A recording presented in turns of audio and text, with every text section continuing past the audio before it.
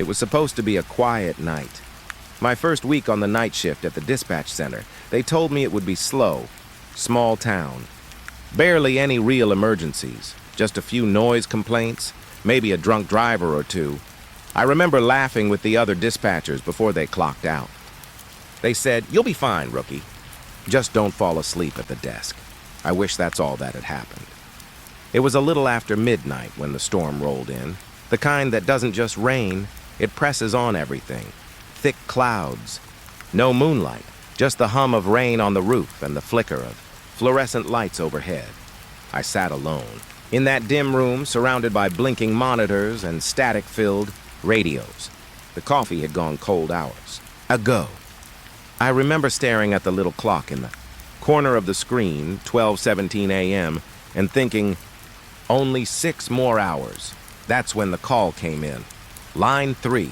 No caller ID, just a faint hiss through the headset. "911, what's your emergency?" Silence. At first, I thought it was a glitch. We get those sometimes when a cell tower's down. But then I heard it. Breathing. Uneven, shaky. Someone was on the other end listening. "Hello?" I said again, trying to sound calm. "This is 911, can you speak?" Still nothing. Just that trembling breath. It was slow at first, then faster. Like someone trying not to cry. I glanced at the tracing screen. Nothing. No coordinates. No signal source. Just unknown caller. "Ma'am or sir, if you can't speak, please press any number on your phone. Press once for yes, twice for no." A pause. Then 1 beep. "Okay, someone was there. Are you hurt?" I asked. 2 beeps? No? All right. "Are you in danger?" 1 beep. I felt a chill crawl up my spine. I tried to sound composed, but my mouth had gone dry. "Can you tell me where you are? Look around you. Are there any signs, houses, anything?" Silence again. Then I heard something else. A faint scraping sound in the background, like metal against wood. "Hello? Can you tell me what's happening?" The breathing quickened. I could hear them whispering something now, too quiet to understand. "Please, speak louder," I said. "I can't help you if I can't hear you." The whispering stopped. Then the voice finally came through, a hoarse, broken whisper. "He's outside." I froze. "Who's outside?" The line crackled. Rain hit the window beside me, then the voice again trembling. "He's watching." My fingers hovered over the keyboard, ready to alert local units, but I still had no location. "Okay, listen to me. You're doing great. I'm here with you. Can you tell me where you are?" There was a long pause. Then a whisper. "I don't know. I drove out here. The road just ended." My mind started racing. "Maybe a broken down car, someone stranded in the storm. Are you in your vehicle?" "Yes." "Good, stay there. Lock your doors." "Can you see any landmarks?" "Anything at all?" Static filled the line again. I turned up the volume, straining to catch any sound that might help. Then, something new.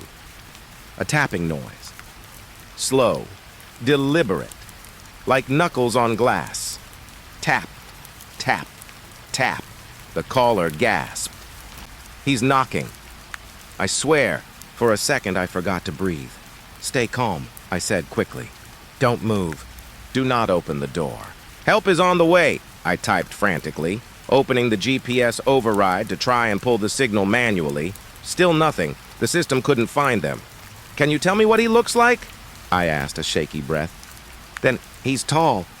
I can't see his face. He's just standing there. He's smiling." My hand trembled over the keyboard. Lightning flashed outside the dispatch window, lighting the room for half a second. It felt like even the air had gone still. "Can you describe what kind of car you're in?" I asked. "Red, Honda, Civic," the voice whispered. "Please, please tell them to hurry." "I will, I promise. Just stay quiet, okay?" I tried again to triangulate the call. Nothing. The signal flickered, then steadied, then flickered again. The line went silent, completely silent. "Hello?" I whispered. "Are you still there?" No breathing. No static, just nothing. And then faintly, a click. The sound of a car door unlocking. I shot up from my chair. "Don't get out! Stay inside the car!" But it was too late. I heard the door creak open.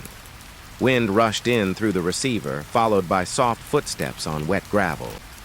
The caller whispered, He's gone. Okay, good. Get back in the car. Lock the doors again. I'm sending someone your way. But she didn't move. I could hear her turning slowly, like she was looking around. Her voice dropped to a whisper so low I had to hold my breath to catch it. He's behind me. Then the line cut out. Just dead. I tried calling back. The number didn't exist. Literally, no record of it. My system logged it as a phantom signal, something that, according to the manual, can't happen. I sat there for a full minute, staring at the flashing cursor on the dispatch log. Every instinct told me to mark it as a prank call. But her voice, it didn't sound fake. I wrote everything down anyway. Time, details, every word she said. Then I radioed the nearest patrol car, just in case. Unit 14, this is dispatch. Possible stranded vehicle on County Road 6, red Honda Civic. Female caller, unknown location. The officer, Murphy, responded right away. Copy that, dispatch. I'll check it out. The next 20 minutes were the longest of my life. I sat there in that dim, buzzing room, listening to static and rain and my own heartbeat echoing in my ears. When Murphy finally came back on the radio, his voice sounded off. Dispatch. There's a red Civic out here. Matches your description. I let out a breath I didn't know I'd been holding. Did you find her? A pause, static crackled. The car's empty, he said quietly. Doors are open. Headlights still on. No one's here. I felt a cold weight drop in my stomach. Anything else? Another pause. Then he said, there are footprints, bare feet. Leading away from the car, I asked which direction, he said. Into the woods. The signal broke up after that. I waited for him to report back. But he didn't, not for an hour. When he finally called again, his voice sounded different, lower, unsteady. Dispatch, he said. Forget the call. What do you mean? He didn't answer right away. Then, just log it as resolved. No one was there. The line clicked off. I tried to reach him again. No response. I called the other units. They couldn't find him. His car was parked where the Civic had been. Lights on, engine running. But he was gone. They searched for him for 3 days. No trace. No footprints. No body. Just the car. And the phone, sitting on the driver's seat. It wasn't hers. It was his. That was 6 months ago. They told me to take some time off. Said I was overworked. That I probably mixed up the calls, logged the wrong number. But I didn't. I remember that breathing, that whisper, that voice. And sometimes, when I'm alone in the office now, I swear I still hear it, faint, buried under the static, a slow, shaking breath and a single, broken whisper. He's outside. I didn't plan on going out there. Dispatchers aren't supposed to. Our job is to stay behind the glass, send the help, not be it, but that night wouldn't leave me alone. After Murphy vanished, I kept replaying that call in my head, the way her voice trembled, the sound of that tapping on glass, and how the line went dead right after she said he was behind her. Everyone at the station moved on. They filed the report, marked the case inconclusive, and boxed it away. But I couldn't stop thinking about it.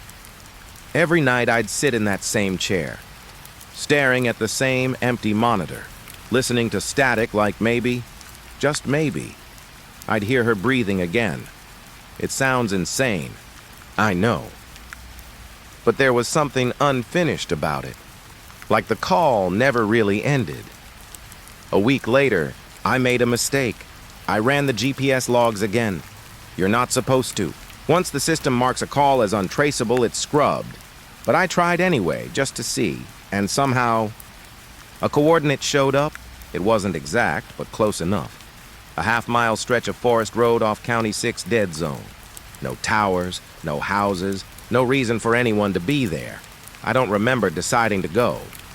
1 minute I was staring at that blinking coordinate, and the next I was in my car, headlights cutting through fog like knives through milk. The road was quiet. Too quiet, even the crickets were gone. I told myself I was just checking it out, that if I found something, I'd call it in. But deep down, I knew I was lying. I needed to see it, needed to know it was real. The forest swallowed the road after a few miles. Trees hung low, branches scraping the roof as I drove slower. My high beams bouncing off the mist. Every few seconds, the radio cut to static, then back again. When I finally saw the turnoff, my stomach tightened. A narrow dirt path led deeper into the woods, barely wide enough for a car. And there, at the edge of the trail, were tire tracks, fresh ones. I followed them. The dirt crunched beneath my wheels, the forest growing darker with each turn. The headlights caught something ahead, a shape, just past the tree line. It took me a second to realize what I was looking at. A house. It didn't belong there. No address. No power lines. Just an old, sagging structure half swallowed by the woods. The kind of place that looked like it had been forgotten for decades. I parked and stepped out. The air was thick with damp earth and something else, something sour, like old iron, the kind of smell that stays in your throat. My flashlight barely cut through the dark. Each step forward sounded too loud, like the woods were listening. The house leaned to one side, its porch crooked, windows clouded with grime. And then I saw it, a red Honda Civic, half covered in leaves. Rain streaked across the windshield, my breath caught in my chest. The same car. I walked closer. The driver's door was open, interior soaked from the rain. The seat was empty, but there were marks on the inside of the glass, smudges, like fingerprints dragging downward. I whispered to myself, "She was here." The silence felt heavy. Every instinct screamed at me to leave, but I couldn't. Something about the house, it drew me in. Like a bad dream you can't wake from. I called it in.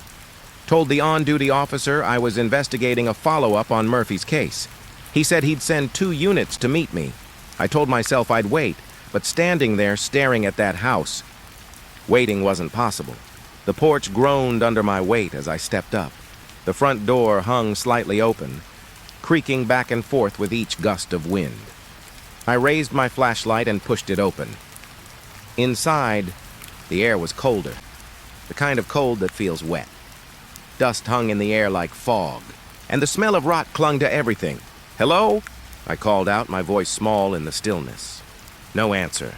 The beam of my flashlight swept across peeling wallpaper, broken furniture, a hallway that disappeared into the dark.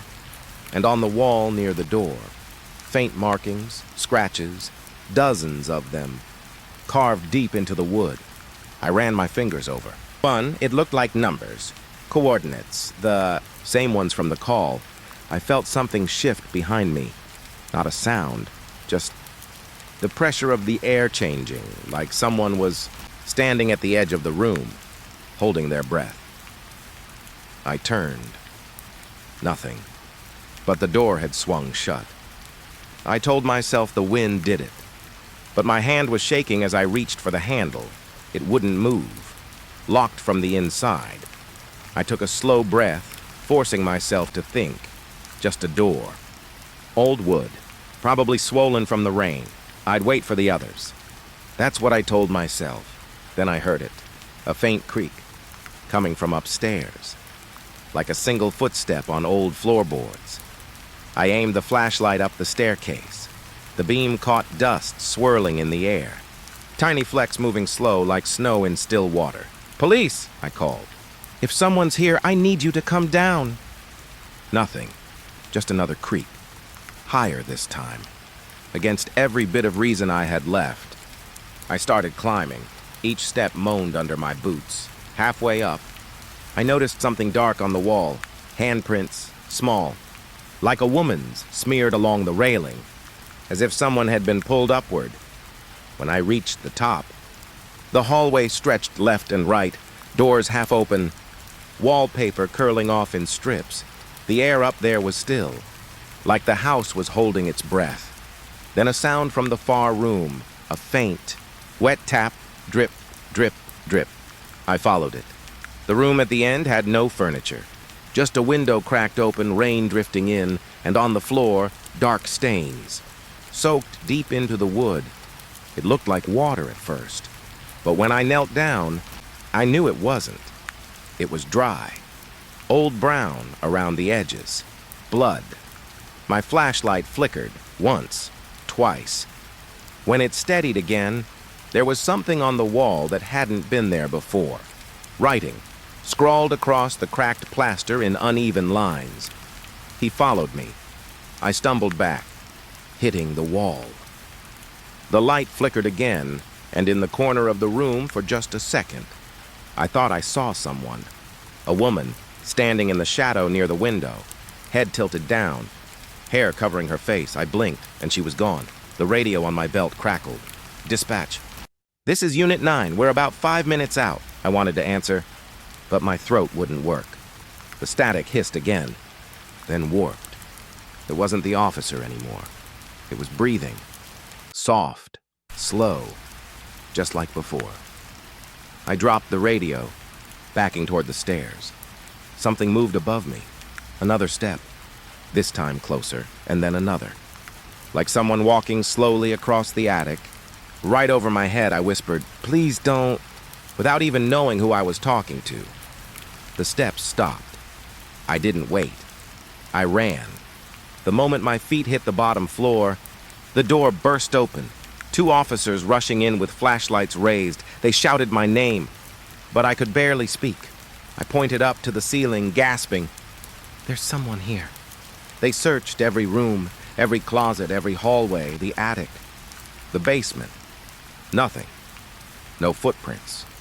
No signs anyone had been there. Just that message on the wall, and the smell of rot thick enough to choke on. They wanted to take me back, have me fill out a statement, but I couldn't. I just stood there, staring at that spot on the floor. The stain. It looked almost like something had been dragged from it.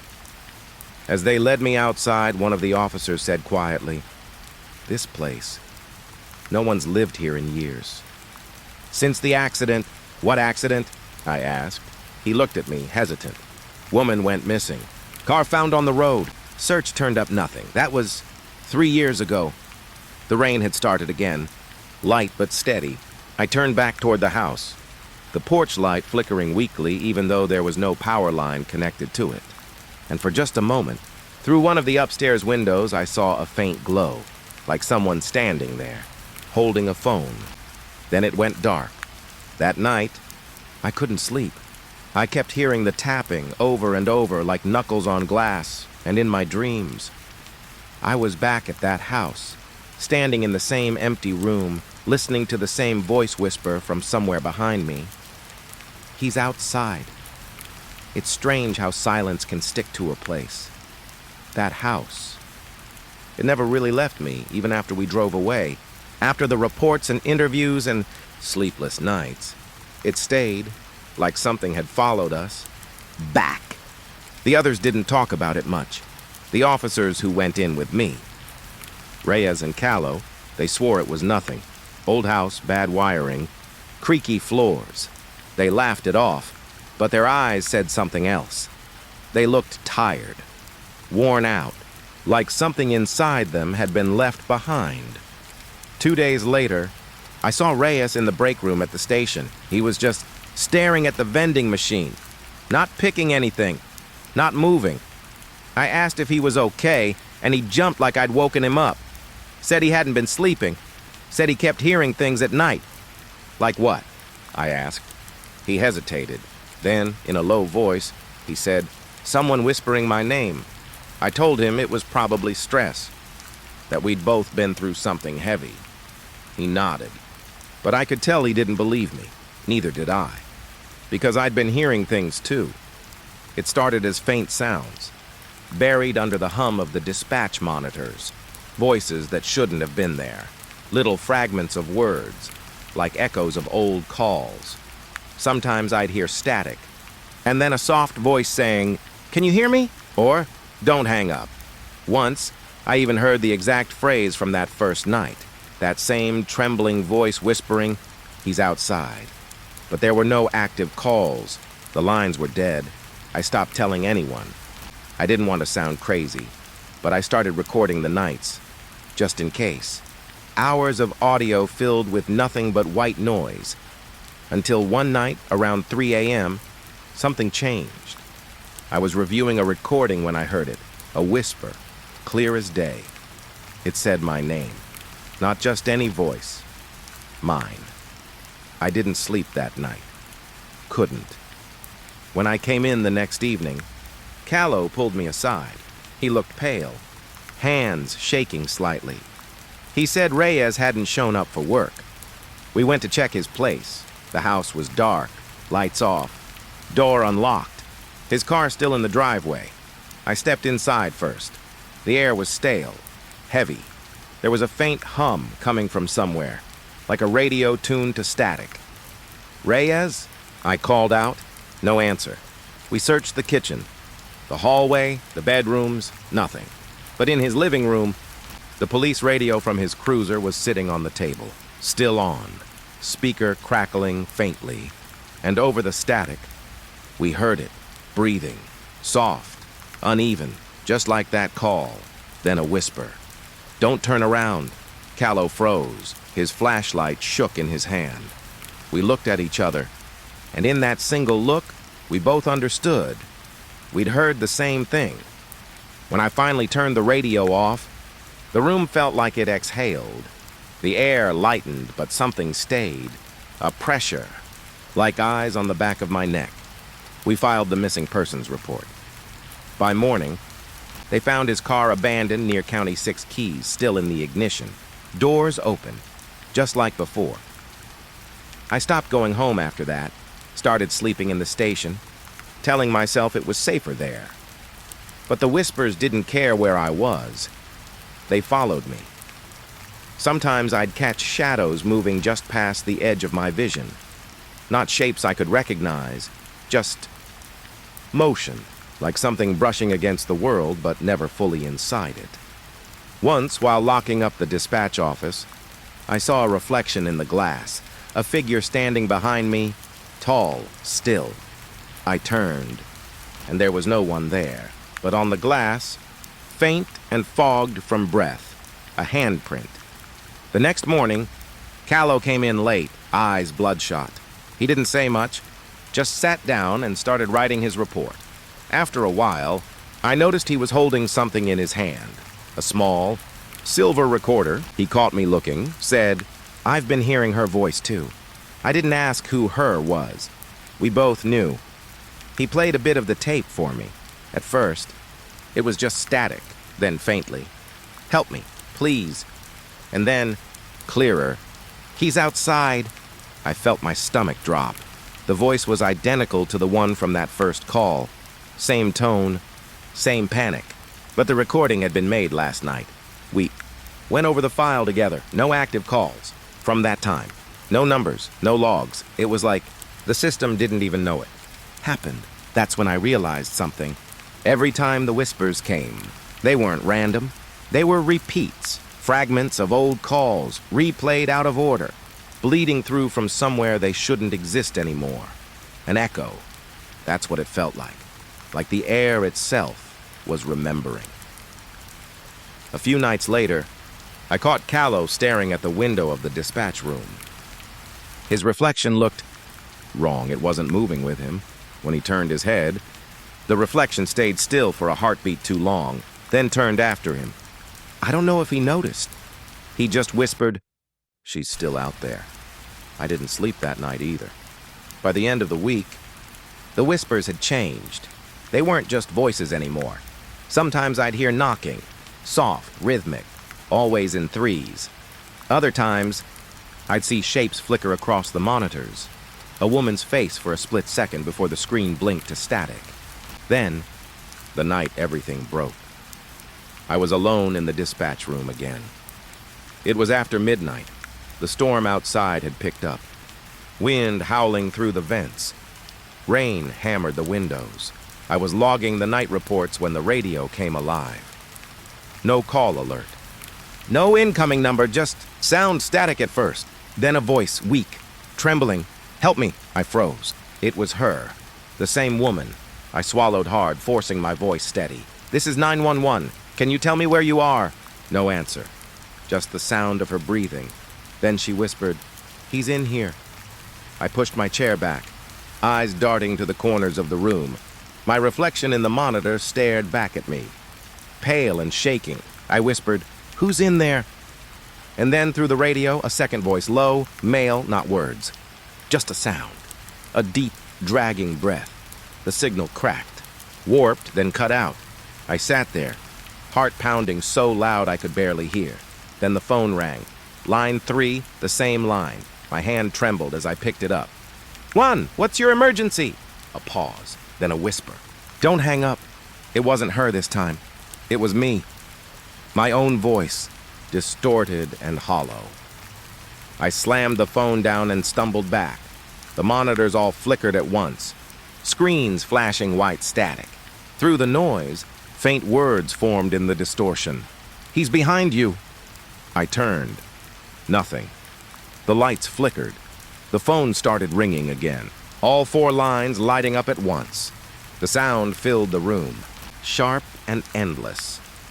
I ripped the headset off and ran out into the hallway. My voice echoed back at me, bouncing off the walls like I wasn't alone. When I finally stopped, the building was silent again. No ringing, no static, just me, and faintly, somewhere down the hall, footsteps, slow, heavy, 1 step at a time. I called out, "Callow!" No answer. The footsteps stopped, right around the corner. I held my breath. Then I heard a whisper, barely above the hum of the lights. "Help me." I took a step back. The sound repeated, closer this time. "Help me." When I turned the corner, the hallway was empty, but on the floor, a small silver recorder, the same one Callow had shown me. I picked it up, hands trembling, pressed play. At first, just static. Then his voice, panicked, shaking. "She's here. She's in the reflection." Then another voice joined in. "Mine. I see her too." The recording ended with a sharp click. And now, sometimes when I look into dark glass, I catch movement. Not my own. A shadow moving behind me. Lips parting just enough to whisper. "He's outside." I used to think the worst part of the job was the calls, the screaming, the things you couldn't unhear. But now, it's the silence that kills me. It's been weeks since the last real call came in. The lines still hum, the monitors still blink. But the room feels hollow, like all the life's been drained out of it. The others don't come in much anymore. After Callow disappeared, the station got quieter. People called in sick or transferred out. No one said it out loud, but I knew why. That house, that voice, it's like a stain that keeps spreading. Every time I close my eyes, I see her, the woman from the call, standing in the dark, head tilted, her hair dripping across her face. She doesn't move, doesn't speak, just watches. And lately, I see her when I'm awake too. It started small. At first, it was just reflections, a flash of movement in the glass of the control room, a figure where there shouldn't be one. I told myself it was stress, exhaustion, lack of sleep. But the thing about lies, you have to believe them for them to work. And I didn't. One night, I was making coffee in the break room. It was late, maybe 3 a.m. The machine sputtered and hissed, and I caught something in the reflection of the metal surface, a shadow, standing right behind me. Close enough that if I'd turned around fast enough, I would have felt her breath on my neck. But when I turned, nothing. The air felt colder, though, like she'd just left. I tried not to think about it. I buried myself in the routine, checking logs, updating reports, cleaning equipment that didn't need cleaning. But the feeling wouldn't leave, like someone was always standing just outside my sight. I told myself I was imagining it until I wasn't. It happened. While I was on duty one night, the radios were quiet, the monitors looping through static feeds of empty hallways.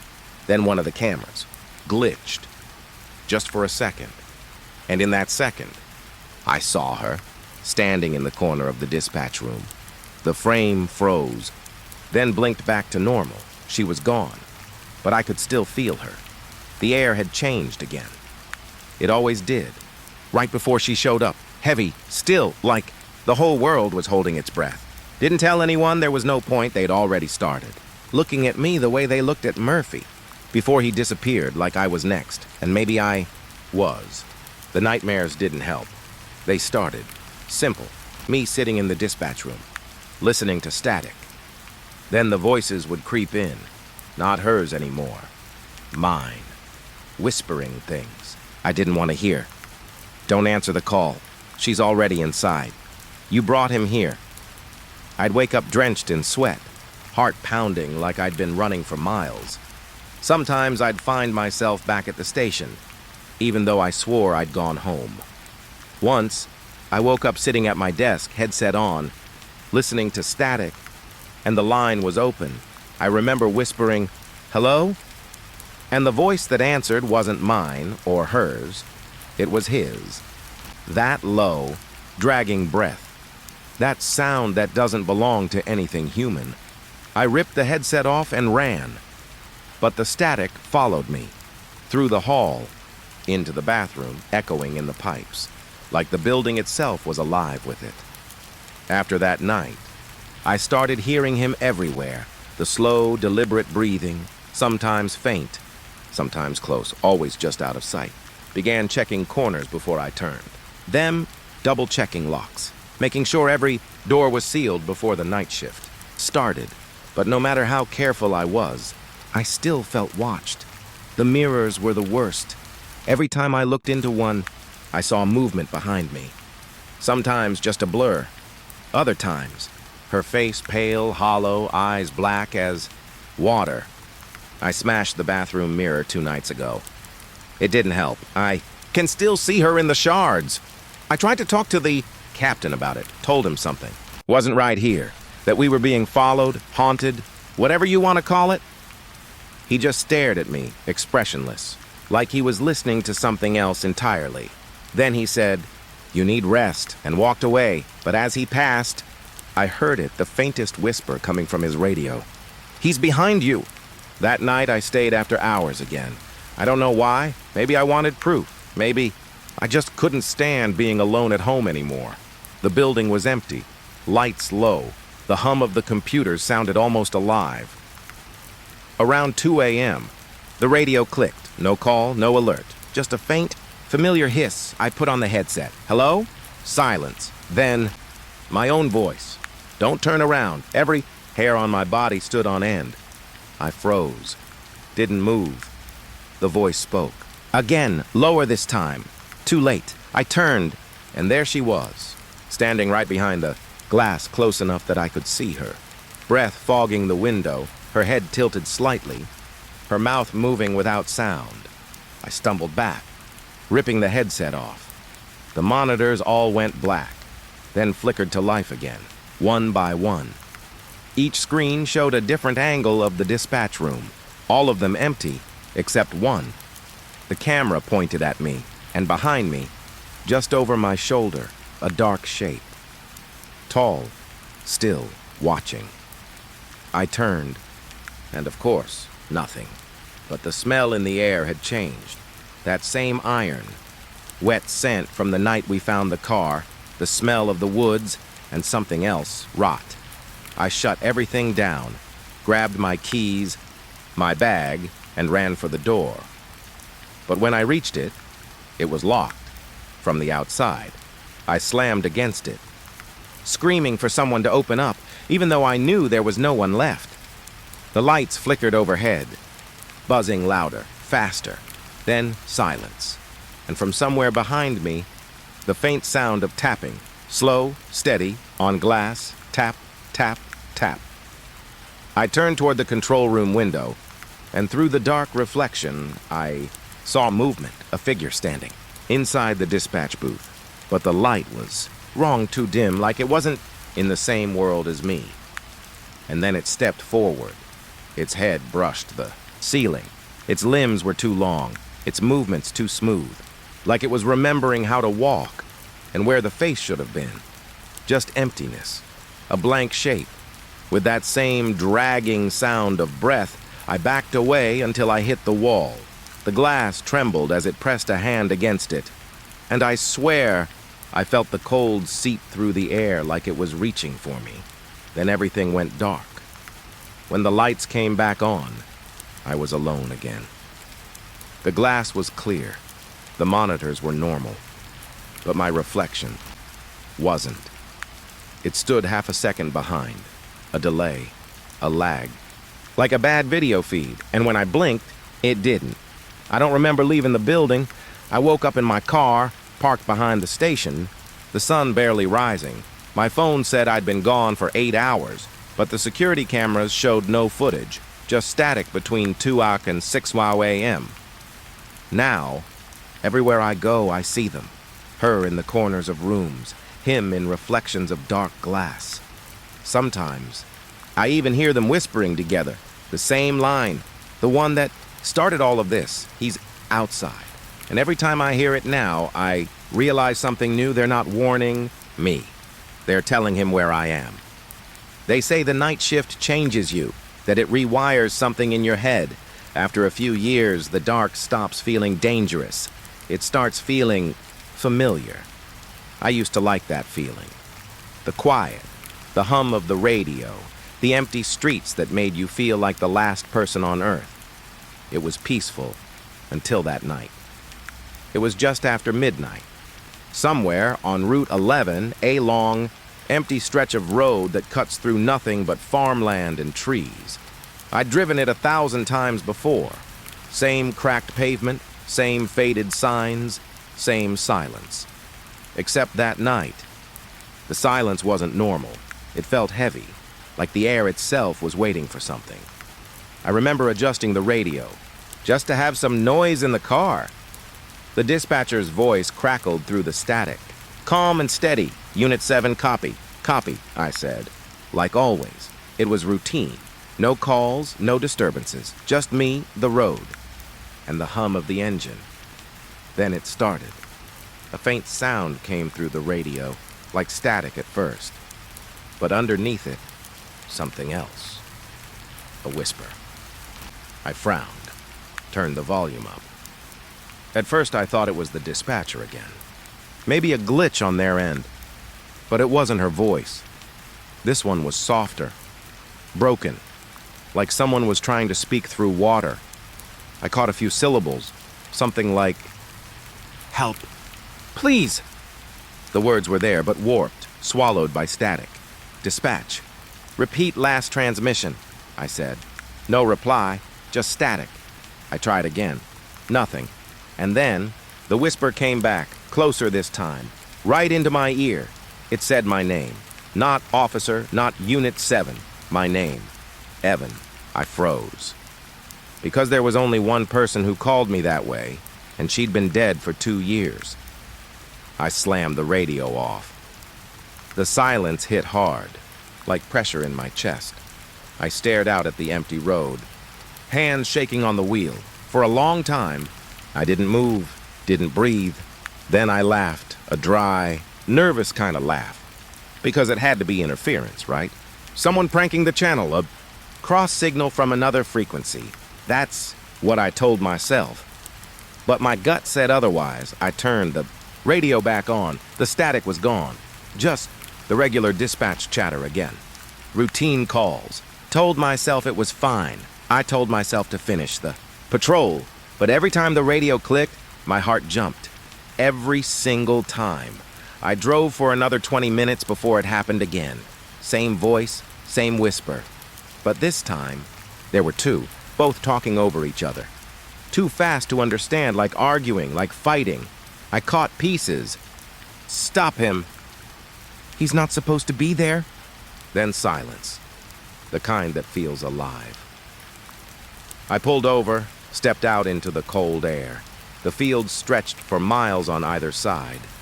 Empty and dark, crickets, wind, nothing else. But I couldn't shake the feeling that I wasn't alone. I called it in. "Dispatch. This is Unit 7. I'm getting interference on the channel. Can you confirm signal?" The radio crackled. Then came a voice. Clear, calm, normal. "Copy that. Unit 7. Everything's clean on our end." I let out a breath. Maybe it was just me. Maybe fatigue. But as I turned back toward the car, I heard it again. Not from the radio this time, from inside the car. The whispers were muffled, like someone sitting in the passenger seat. Talking low, I stepped closer. The windows were fogged, just slightly, like someone had breathed on the glass. My hand hovered over the door handle. The whisper stopped. I opened the door. Empty. The interior light flickered on, pale and sickly yellow. The seat beside me was cold, too cold. I sat back down, shut the door, and told myself to just finish the shift. One more hour, then I'd clock out. But the noise kept coming back, every few minutes, faint and garbled. Sometimes just breathing, sometimes my name. Once it said, "Behind you." That one nearly made me crash. When I got back to the station, I didn't tell anyone. You don't tell your coworkers you're hearing voices on the radio, you just don't. But that night, as I filled out my report, I heard it again. This time, from the monitor behind me. We have security feeds running 24/7, 8 little screens showing the station's halls and lot. One of them flickered. Camera 4, the hallway outside. The radio room.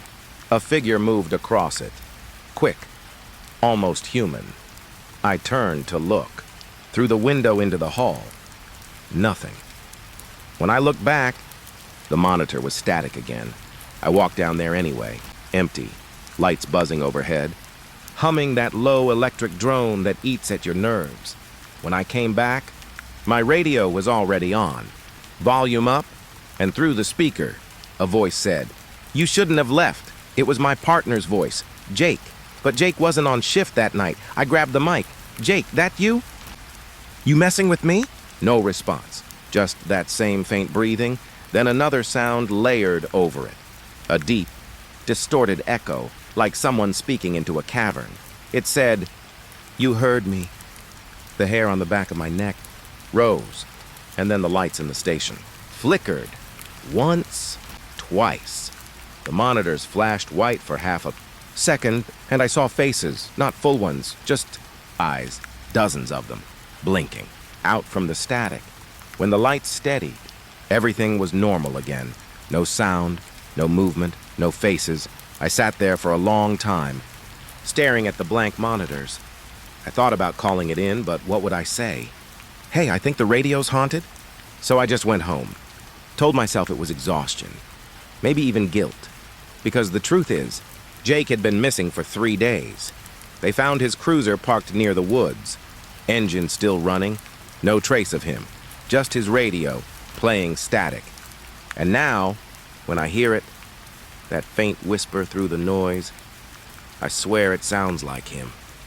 Every night since then, I leave the radio off, but sometimes it turns itself back on, and sometimes I hear my name again, Evan, soft, slow, like someone right beside me, trying to remind me that I never stopped listening. Didn't tell anyone about the whispers, not at first. You don't last long in this job if people think you're losing it, and I already had enough going against me. Too quiet, too serious. Too much time spent staring at the radio like it was going to talk back. But over the next few nights, I realized I wasn't the only one hearing it. It started with Daniels. He's been on the force 15 years. Solid guy, no nonsense. He came into the station around 3 a.m., pale as chalk, shaking like he'd seen a ghost. He didn't say much, just sat down at his desk and stared at the wall for a long time. When I finally asked what happened, he said, "You ever hear your own voice come through the radio?" I froze. He said he was driving past mile marker 17. When his radio picked up a call on our private frequency, it sounded like me, saying his name, asking him to pull over. But I hadn't called anyone. I'd been in the station all night. He swore it was my voice. Same tone. Same rhythm. Even used the nickname only he called me, Rookie. He said it came through clear as day. But when he answered, the line went dead. Then the static started. And under the static, the whispering. That's when he turned around and came straight back. The captain brushed it off. Said it was probably interference from a nearby tower. But Daniels looked at me after, eyes wide, and whispered it wasn't interference. It knew things, Evan. It said things only you'd know. I didn't sleep that night. Couldn't. The next morning, another report came in. Officer Lewis hadn't checked in from his patrol near the old mill. They found his cruiser by the side of the road. Radio on. Door open, engine still running. No sign of him. And on the dash cam, before the feed cut out, you could hear it. That same low whispering. It wasn't words this time, just noise, almost like chanting, faint and broken. After that, the department went on edge. No one wanted to patrol alone. Even the veterans kept their radios turned low, afraid to hear their own names. But the calls kept coming in. Static bursts, half-heard voices. Sometimes entire transmissions that made no sense. A woman crying, a child laughing. Distant footsteps, all from places where we'd lost people. And then the reports started piling up. Disappearance after disappearance. Always the same pattern. Radio interference first, then silence. I started keeping a map. Red pins for every missing officer. Blue for every unexplained transmission. By the end of the week, the board looked like a wound spreading across the county, all clustered around one area, the woods north of Ridgeway. The same woods where Jake vanished. I told myself it couldn't be connected. Couldn't be, but deep down, I knew it was all connected. 3 nights later, we got a call that made my skin crawl. Daniels again. Voice trembling through the line. He was out by Ridgeway, checking a lead on an abandoned shack where someone reported strange lights. He said the closer he got, the worse the static became. He could barely make out his own voice over the interference, and then he said something that made my stomach twist. He said he could hear Jake. Rookie, it's him. I swear to God, it's his voice. I told him to stay put. Backup was on the way, but before I could finish, the line cut. Static. Then a single word. Help. It wasn't Daniels. It was Jake. I heard it clear as I'm speaking now. That same rasp, that same low tone. And then, silence. When they found Daniels' cruiser, the doors were locked from the inside. Radio off, flashlight on the ground. Still warm, no Daniels. Just that faint smell again. Metallic, like wet iron. The captain said we weren't to talk about it. Said the department was under review. That public panic helps no one. But everyone was already talking, whispers in the halls, eyes darting to the static on their radios like it was alive. I started getting headaches, a ringing in my ears that wouldn't stop. And when I tried to sleep, I'd dream of voices layered over each other, hundreds, whispering the same thing in different tones. Listen, listen, listen. It got to a point where I didn't know if I was awake or dreaming anymore. One night I went back to the map, stared at it for hours, tracing the pattern of disappearances with my finger. Something about it didn't make sense. The way the pins curved, it wasn't random. They formed a shape, a spiral, and at the center of that spiral, the old mill, the same place where Jake went missing. The same place Daniels heard his voice. I felt something shift inside me that night, like a line had been crossed, like I was being pulled toward something, whether I wanted to be or not. I told myself I'd go there, just to see, just to prove it was all in my head.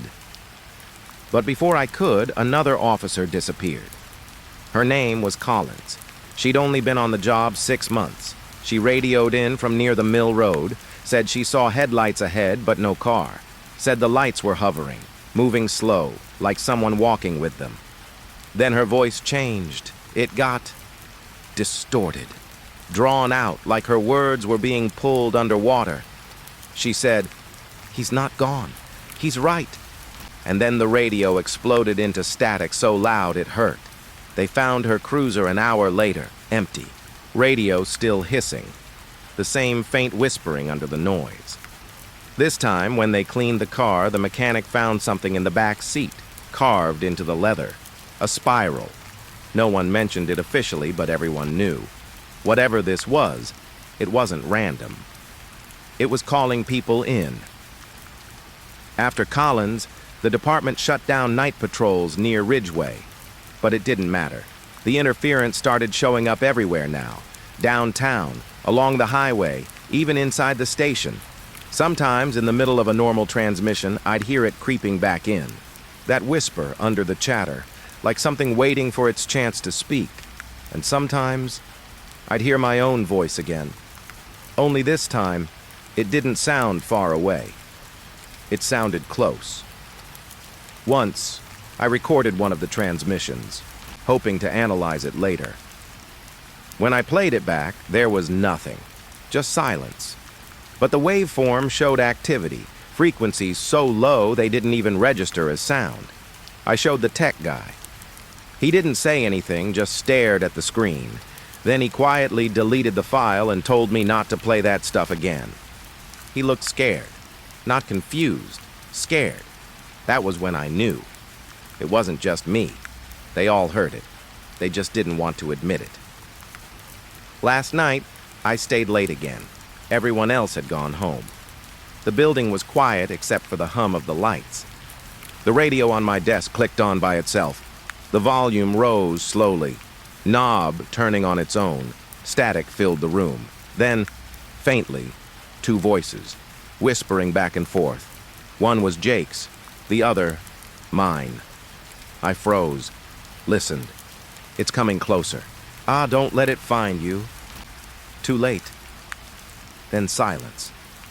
I sat there for what felt like hours, waiting for something to happen. Nothing did. But when I finally looked at the window beside my desk, I saw my reflection staring back, and for half a second it smiled.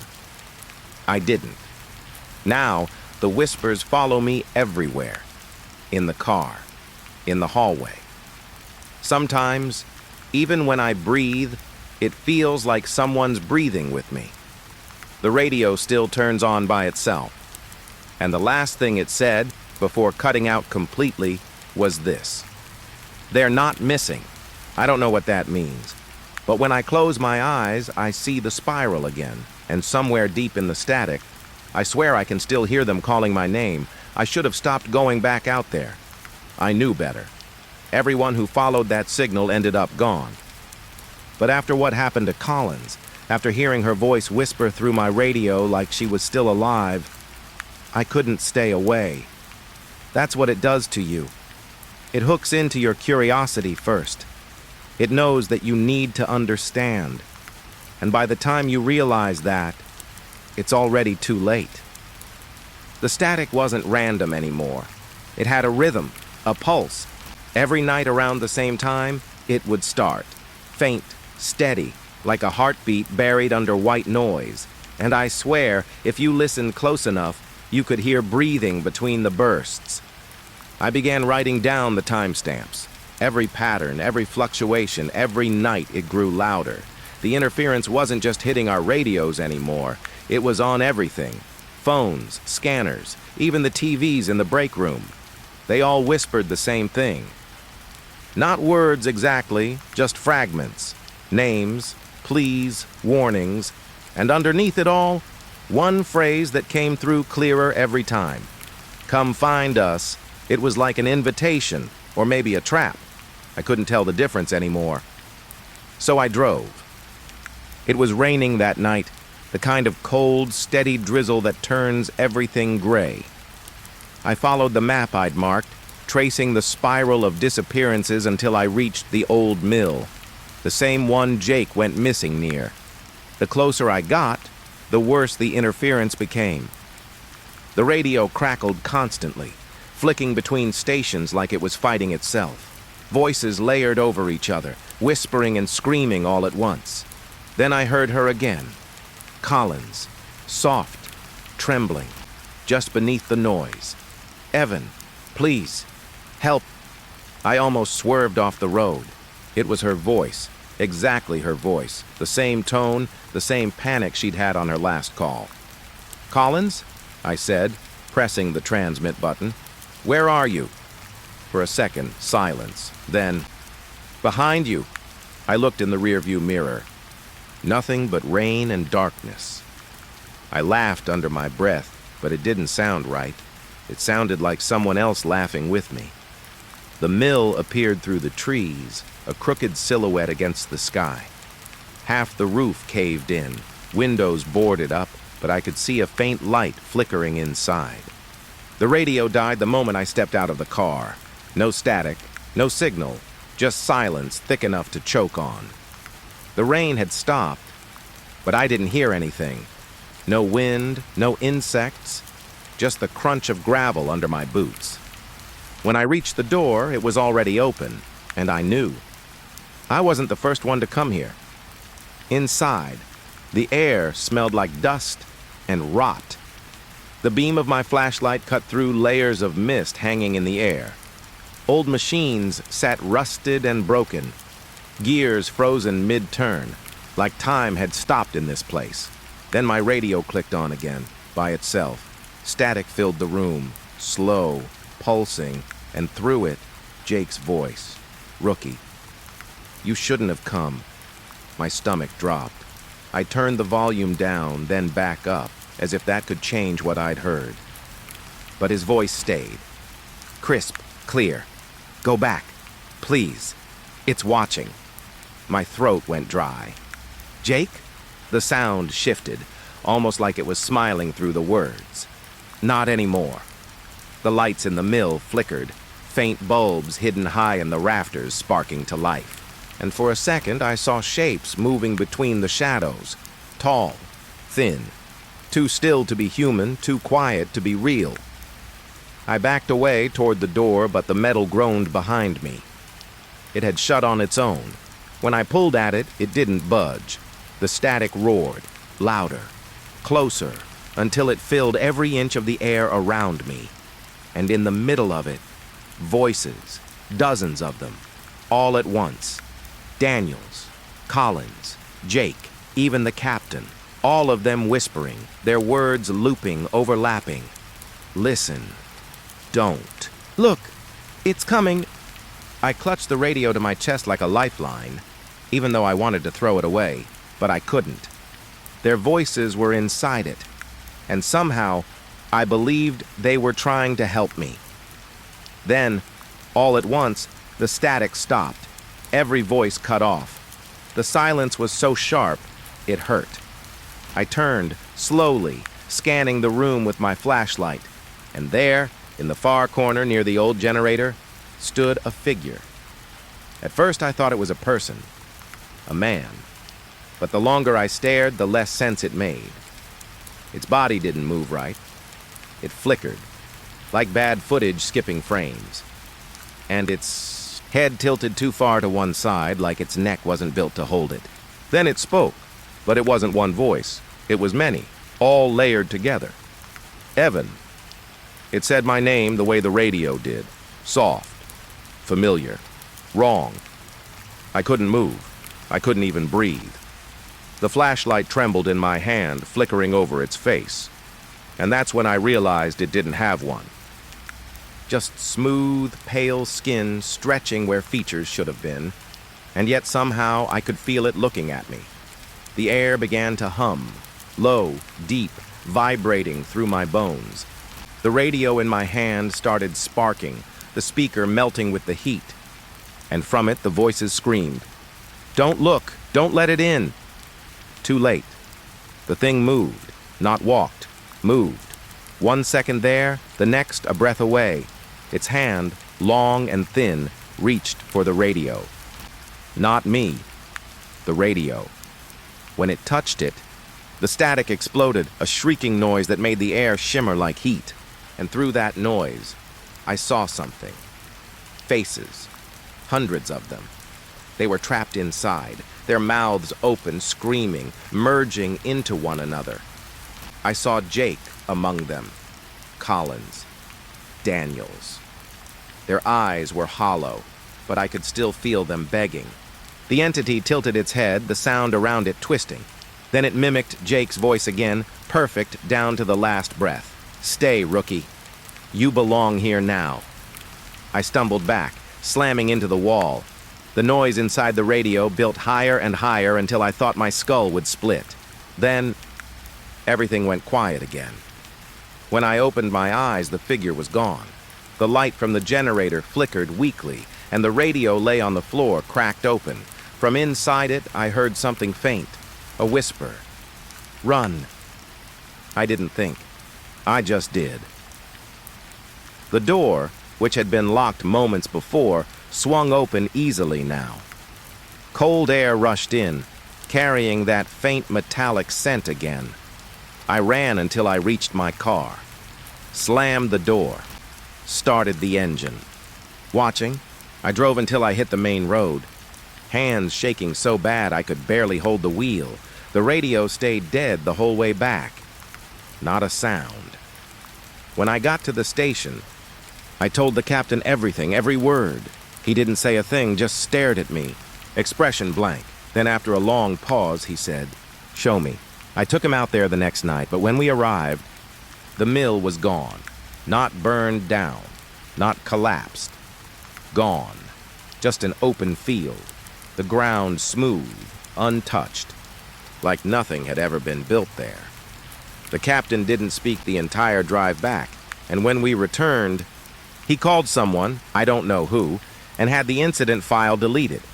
He told me to forget it. Said it was handled, but it's not. I know it's not. Because last night, my radio came back on, all by itself, and this time, I didn't hear voices I knew. I heard mine, a perfect copy, speaking words I hadn't said yet. "Don't come back," it said. "Next time, it won't let you leave." And over the sound of my own voice, faint but rising, came the hum again, that same low vibration I felt inside the mill.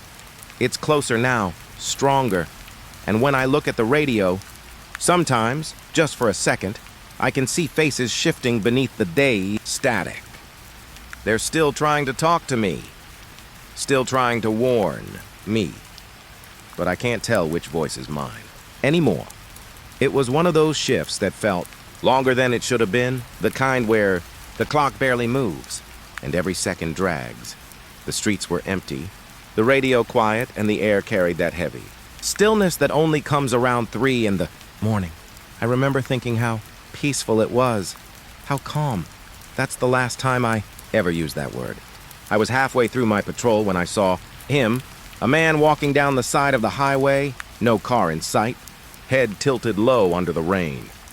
He didn't react to my headlights or the siren, just kept walking, slow and steady, like he didn't even know I was there. I pulled over, rolled the window down. "Hey," I called out. "You all right?" He didn't answer. He was wearing a soaked button-up shirt and slacks, barefoot, mud-caked around his ankles. No coat, no ID that I could see. Just wrong. I stepped out of the car and approached him carefully. The rain had gone from drizzle to sheets, cold and biting. He finally looked up when I got close.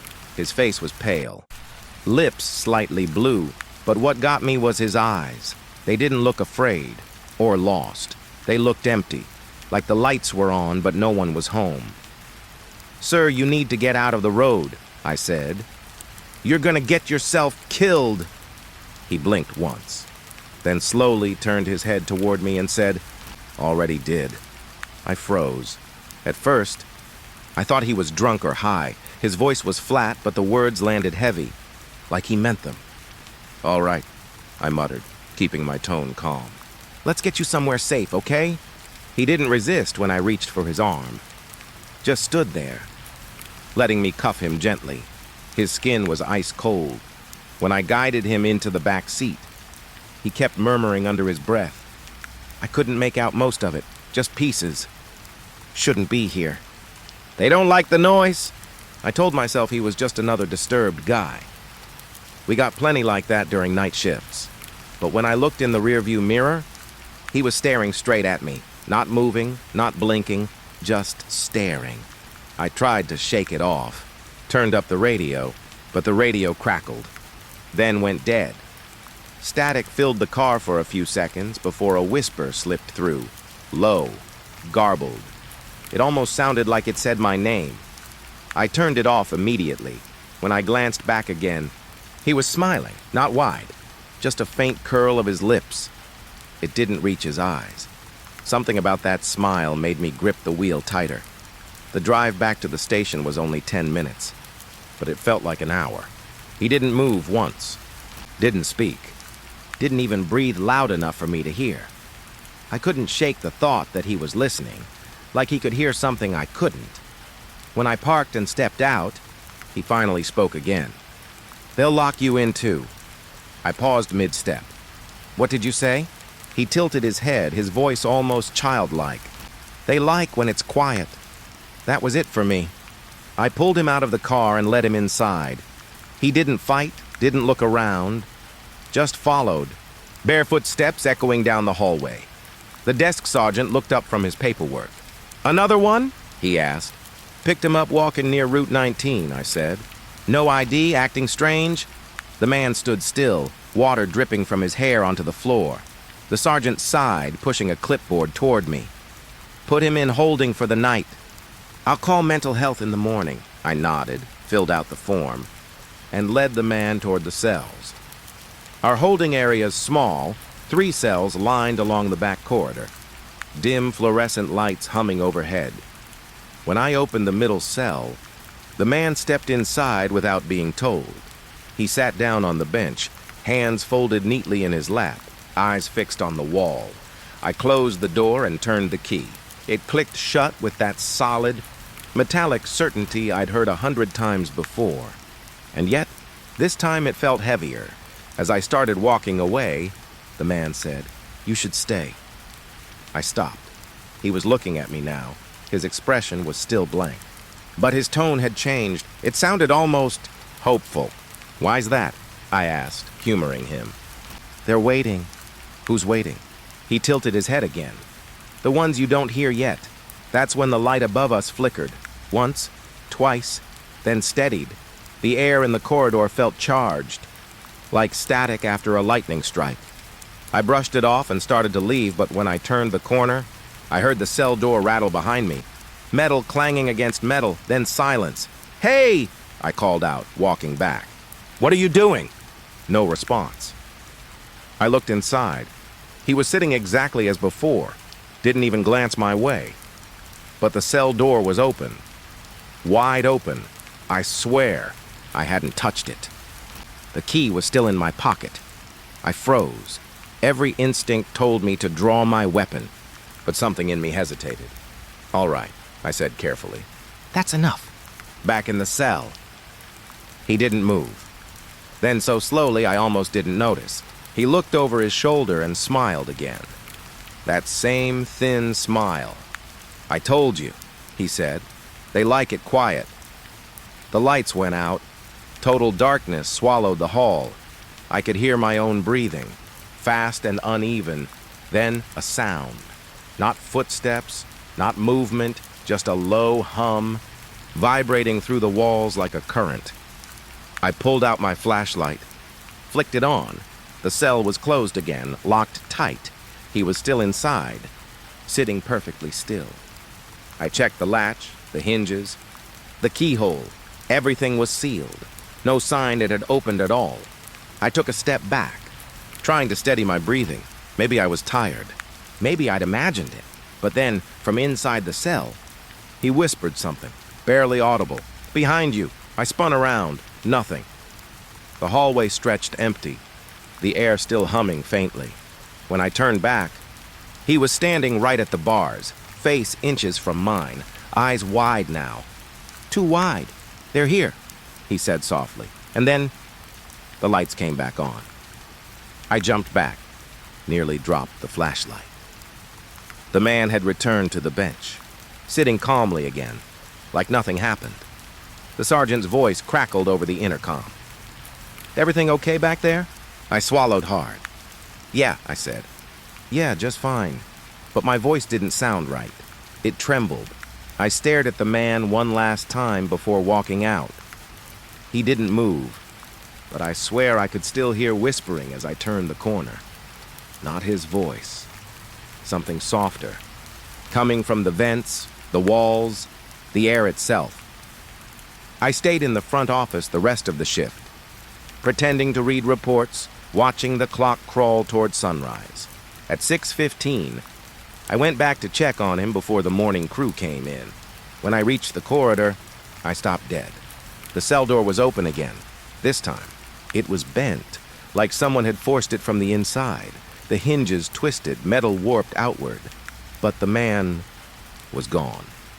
The bench was empty. No footprints on the floor, no sign of a break-in. Just the cuffs, lying open on the ground. The sergeant swore up and down that no one had come through.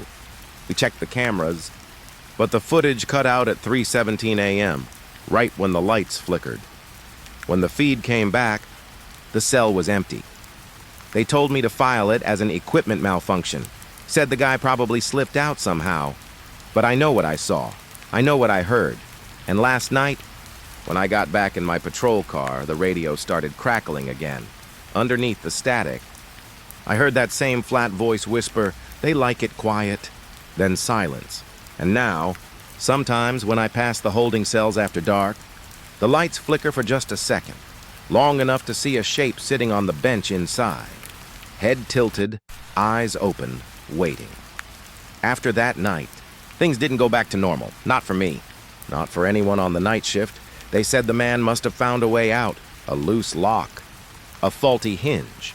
Something simple, explainable. But nobody wanted to talk about how the door bent outward, or why the cameras went dead the exact minute it happened. We cleaned the cell, replaced the latch, and locked it again. But every time I passed it, I slowed down.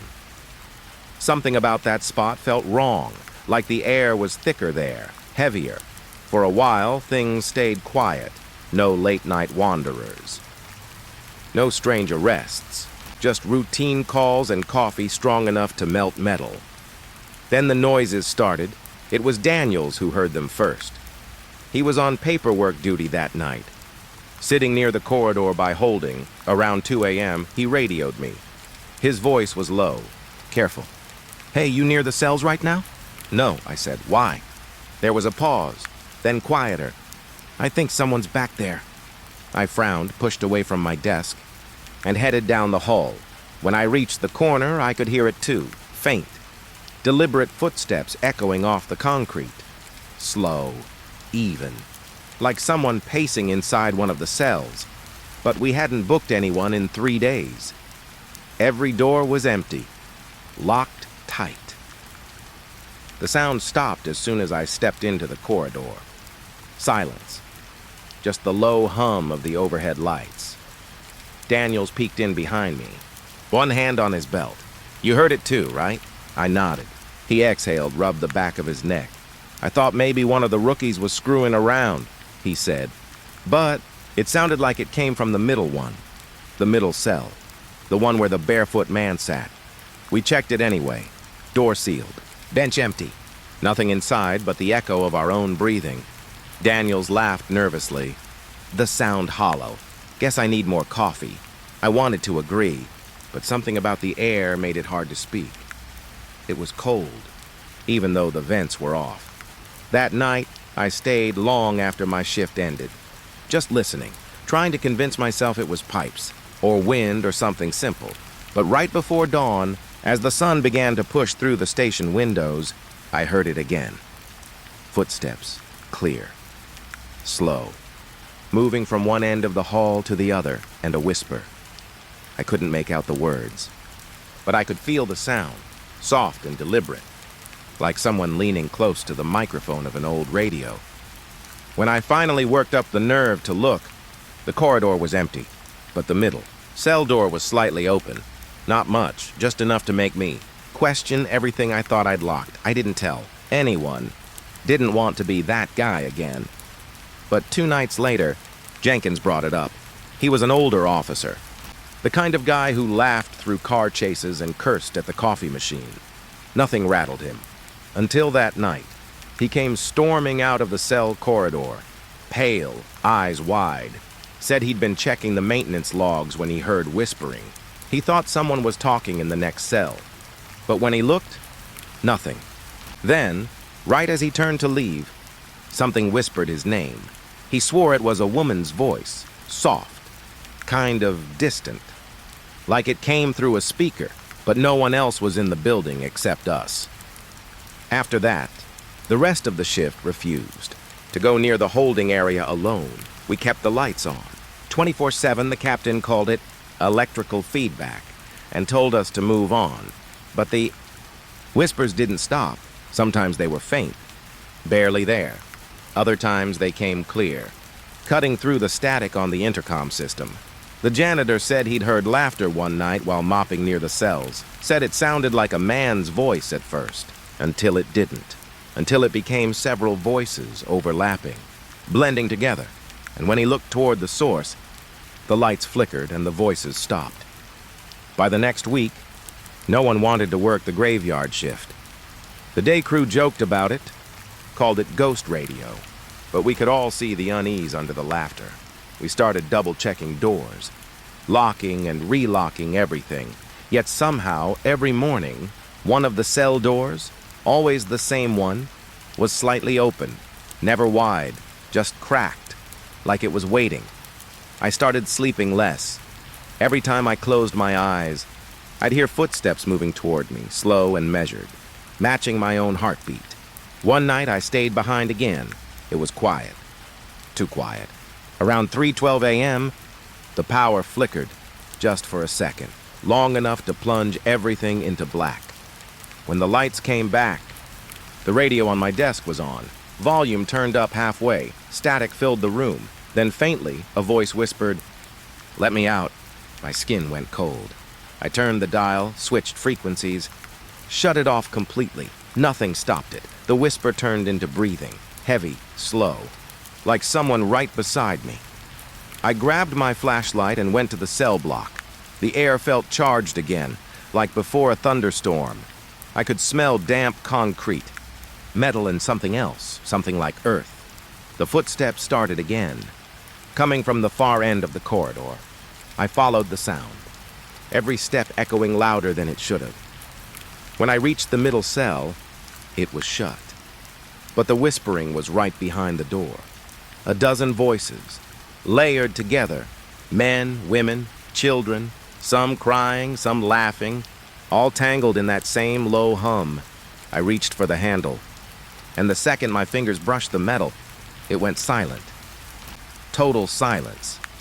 I don't know why, but I opened the door. Maybe part of me wanted proof. Maybe part of me wanted to believe it was just my mind. Inside, the air was freezing. I could see my breath fogging in front of me. The walls were damp, and there, etched faintly into the concrete, were scratch marks. Not deep. Not random, they formed words. They walk when it's quiet. I stumbled back, shut the door, locked it again. By morning, the scratches were gone. When I showed Daniels, he laughed it off, said maybe I'd dreamed it. But that night, he stopped answering my radio calls. We found him an hour later, sitting outside the cell block, eyes wide, hands shaking. He said he'd heard footsteps again, but this time, they weren't pacing, they were running. He said something had charged down the hall straight toward him. He never saw it. But the sound had weight, like boots hitting the floor, and when it stopped, he felt breath on his neck. After that, Daniels transferred to day shift. Can't blame him, but now it's worse. The footsteps happen almost every night. Sometimes slow, sometimes fast. Sometimes we hear whispering through the vents, and occasionally, rarely, someone swears they see movement in the corner of their eye. Last night, it was my turn again. I was finishing paperwork when the power flickered twice. Then I heard the intercom click on by itself. A whisper came through. My name, Evan. It was a voice I recognized, the barefoot man's. I froze. He said, "They're still here." Then another voice joined him, Daniels. Not the real Daniels. The voice was wrong, too soft, too stretched, like it had been recorded and slowed down. "They walk when it's quiet," it said. I bolted for the corridor, yelling into my radio. But when I reached the holding area, everything was dark again. I turned on my flashlight. The beam shook in my hands. The middle cell door was wide open this time. Inside, the bench was wet, like someone had been sitting there, and on the far wall, faint but visible, was a single handprint, pressed deep into the concrete. When I touched it, the radio on my shoulder hissed, static again, and under it, footsteps, coming closer. I dropped the flashlight. The beam spun across the walls, catching glimpses of movement, shadows twisting where they shouldn't be. Then everything stopped. For a full minute, the air was silent. No footsteps. No whispers, just my heartbeat and the ringing in my ears. I backed away slowly, trying not to turn my back. As I reached the end of the hall, I heard the faintest sound right behind me, a single, deliberate step. I turned and saw nothing. But when I looked back one last time, the cell door was shut again, locked, and the words scratched. Into the wall had changed. You shouldn't have opened it. It was close to midnight when the call came. Through. The dispatcher's voice was calm, but I could hear that edge, the kind people get when they're trying not to sound nervous. Domestic disturbance. 43 Maple Street. Neighbors report shouting and glass breaking. No answer on callback. Maple Street, quiet part of town. The kind of place where the loudest thing you hear is a lawnmower on Saturday morning. I remember thinking it was probably nothing, just another argument that cooled down before we got there.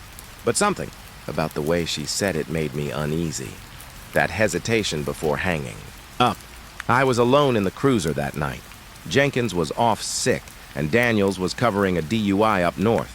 So it was just me, the radio hum, and the sound of the tires rolling over wet asphalt. The rain had started earlier, light and cold. It came in steady sheets now, tapping against the windshield like fingers. The wipers squeaked back and forth, and every streetlight I passed looked dimmer than the last. When I turned onto Maple, I slowed down. Most of the houses were dark, except for one near the end of the cul-de-sac, number 43. The porch light was flickering. I parked at the curb, radioed in, and stepped out. The air was sharp and smelled like rain-soaked dirt. No movement, no sound, but I could feel it, that strange heaviness, like the air itself was holding its breath. I walked up the driveway, flashlight in one hand, other hand resting near my holster out of habit. The front door was cracked open. That's never a good sign. I called out, "Police! Is anyone home?" No answer. The only sound was the creak of the porch under my boots and the soft rattle of the wind pushing against the loose screen door. I nudged the main door open with my shoulder. It moved slow, the hinges groaning. Inside it was dark, no lights, no TV. But the place didn't feel empty. It smelled faintly like iron, metallic. And there was something else, a sour, damp odor, like old water trapped in carpet. Hello? I called again, stepping inside. My flashlight beam slid across a hallway lined with family photos, smiling faces. Summer trips. Normal life. One of the frames was lying face down on the floor. The glass cracked. In the living room, I found a coffee table knocked over. A lamp shattered beside it, a few feet away. A mug had spilled cold tea onto the carpet. But no sign of anyone. I checked the kitchen next. Every cabinet was shut tight. A half-empty plate sat on the counter. Meatloaf. Peas, mashed potatoes, all untouched, congealed with a thin skin of grease. The chair beside it was tipped backward. I moved slowly through each room, calling out, announcing myself, but the house just swallowed my voice. Every word came back softer, like something in the walls was listening. In the hallway, the floor creaked under my weight. There was a wet spot near the baseboard, spreading out like a dark stain. I knelt to touch it, cold, slick, and faintly sticky. Not water. I shone the light upward. The ceiling above was cracked. A thin line running across the plaster like a vein. Something had leaked from upstairs. The second floor was colder. I could see my breath in the beam of the flashlight. There were 3 doors: bathroom, master bedroom, and what looked like a kid's room. The bathroom door was open. The mirror was fogged over, even though the air felt icy. A toothbrush lay on the counter beside a small puddle, as if someone had just set it down. No one inside. I turned toward the bedroom. The door was shut. For some reason, I hesitated. It wasn't fear.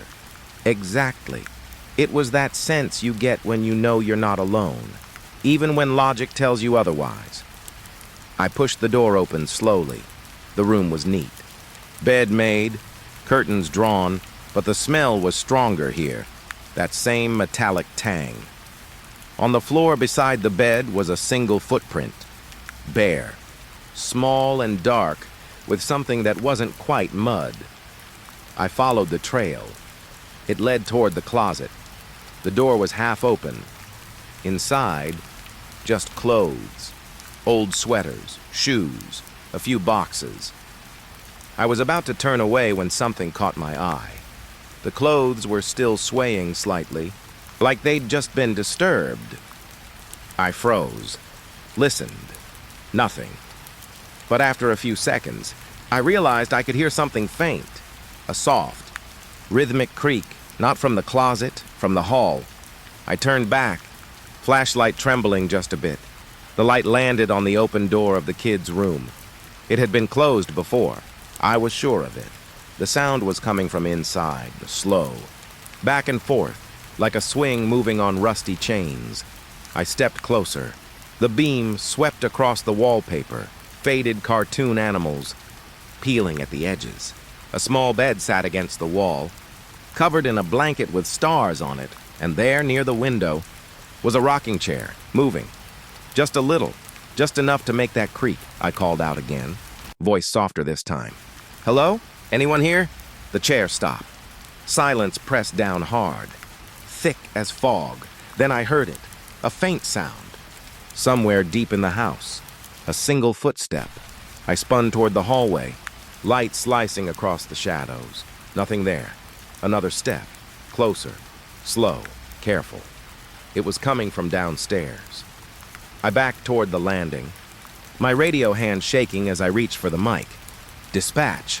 This is Unit 12 at Maple. Possible intruder still inside." "Requesting," the radio hissed, then cut out completely, just static. My throat went dry. I descended each stair slowly, the flashlight cutting through the dark. The sound had stopped again. At the bottom, the air felt heavier. Every breath tasted like dust and metal. I checked. The living room again. The lamp was still broken, the mug still on the floor. But one thing had changed. The front door, the one I'd left cracked open, was now completely shut. I reached for the knob. It was ice cold. When I opened it, the porch was empty. The rain still falling. No sign of anyone. No footprints in the mud. I should have left then. Should have waited for backup. But something in me needed to know. I turned back inside. That's when I heard it again. From the kitchen this time. A whisper. Just one word. Faint. Almost gentle. "Help." It sounded close. Too close. Like someone standing. Just out of sight. I swung the flashlight around. Empty counters. Empty. Floor. Nothing. Then I saw the basement door. It was open. A narrow stairway led down into blackness. The whisper came again, drifting up from below. My legs moved before my brain caught up. Each step groaned under my weight, and the air grew colder with every breath. At the bottom, the smell hit me full force. Damp concrete and rust. My light swept across boxes, old tools, a broken washer. Then it landed on something in the corner, a chair, wooden, scratched, with frayed rope coiled around its legs, and on the wall behind it, fresh marks, long uneven scratches, cutting through the paint down to the plaster. Some spelled shapes that looked almost like letters. I took a step closer. That's when I heard it. A slow inhale. From somewhere behind me, I turned fast, flashlight jerking across the basement. Empty. But I could feel it now. Someone was there, watching. The whisper came again, right beside my ear this time. "Leave." I stumbled backward, hit the stairs, and ran. Didn't look back, didn't breathe until I was outside, standing in the rain under the broken porch light. When I finally looked up, the window of the kids' room was open. The curtains moved like someone had just let go. By the time backup arrived, the house was silent again. No footprints. No. Handprints, nothing. But the chair in the kids' room, the one that had rocked on its own as it was turned toward the door and sitting. In the middle of the seat was a small, wet handprint. I couldn't shake the house from my head. Even after the reports were filed, after the paperwork was done and my shift ended, it followed me home in flashes.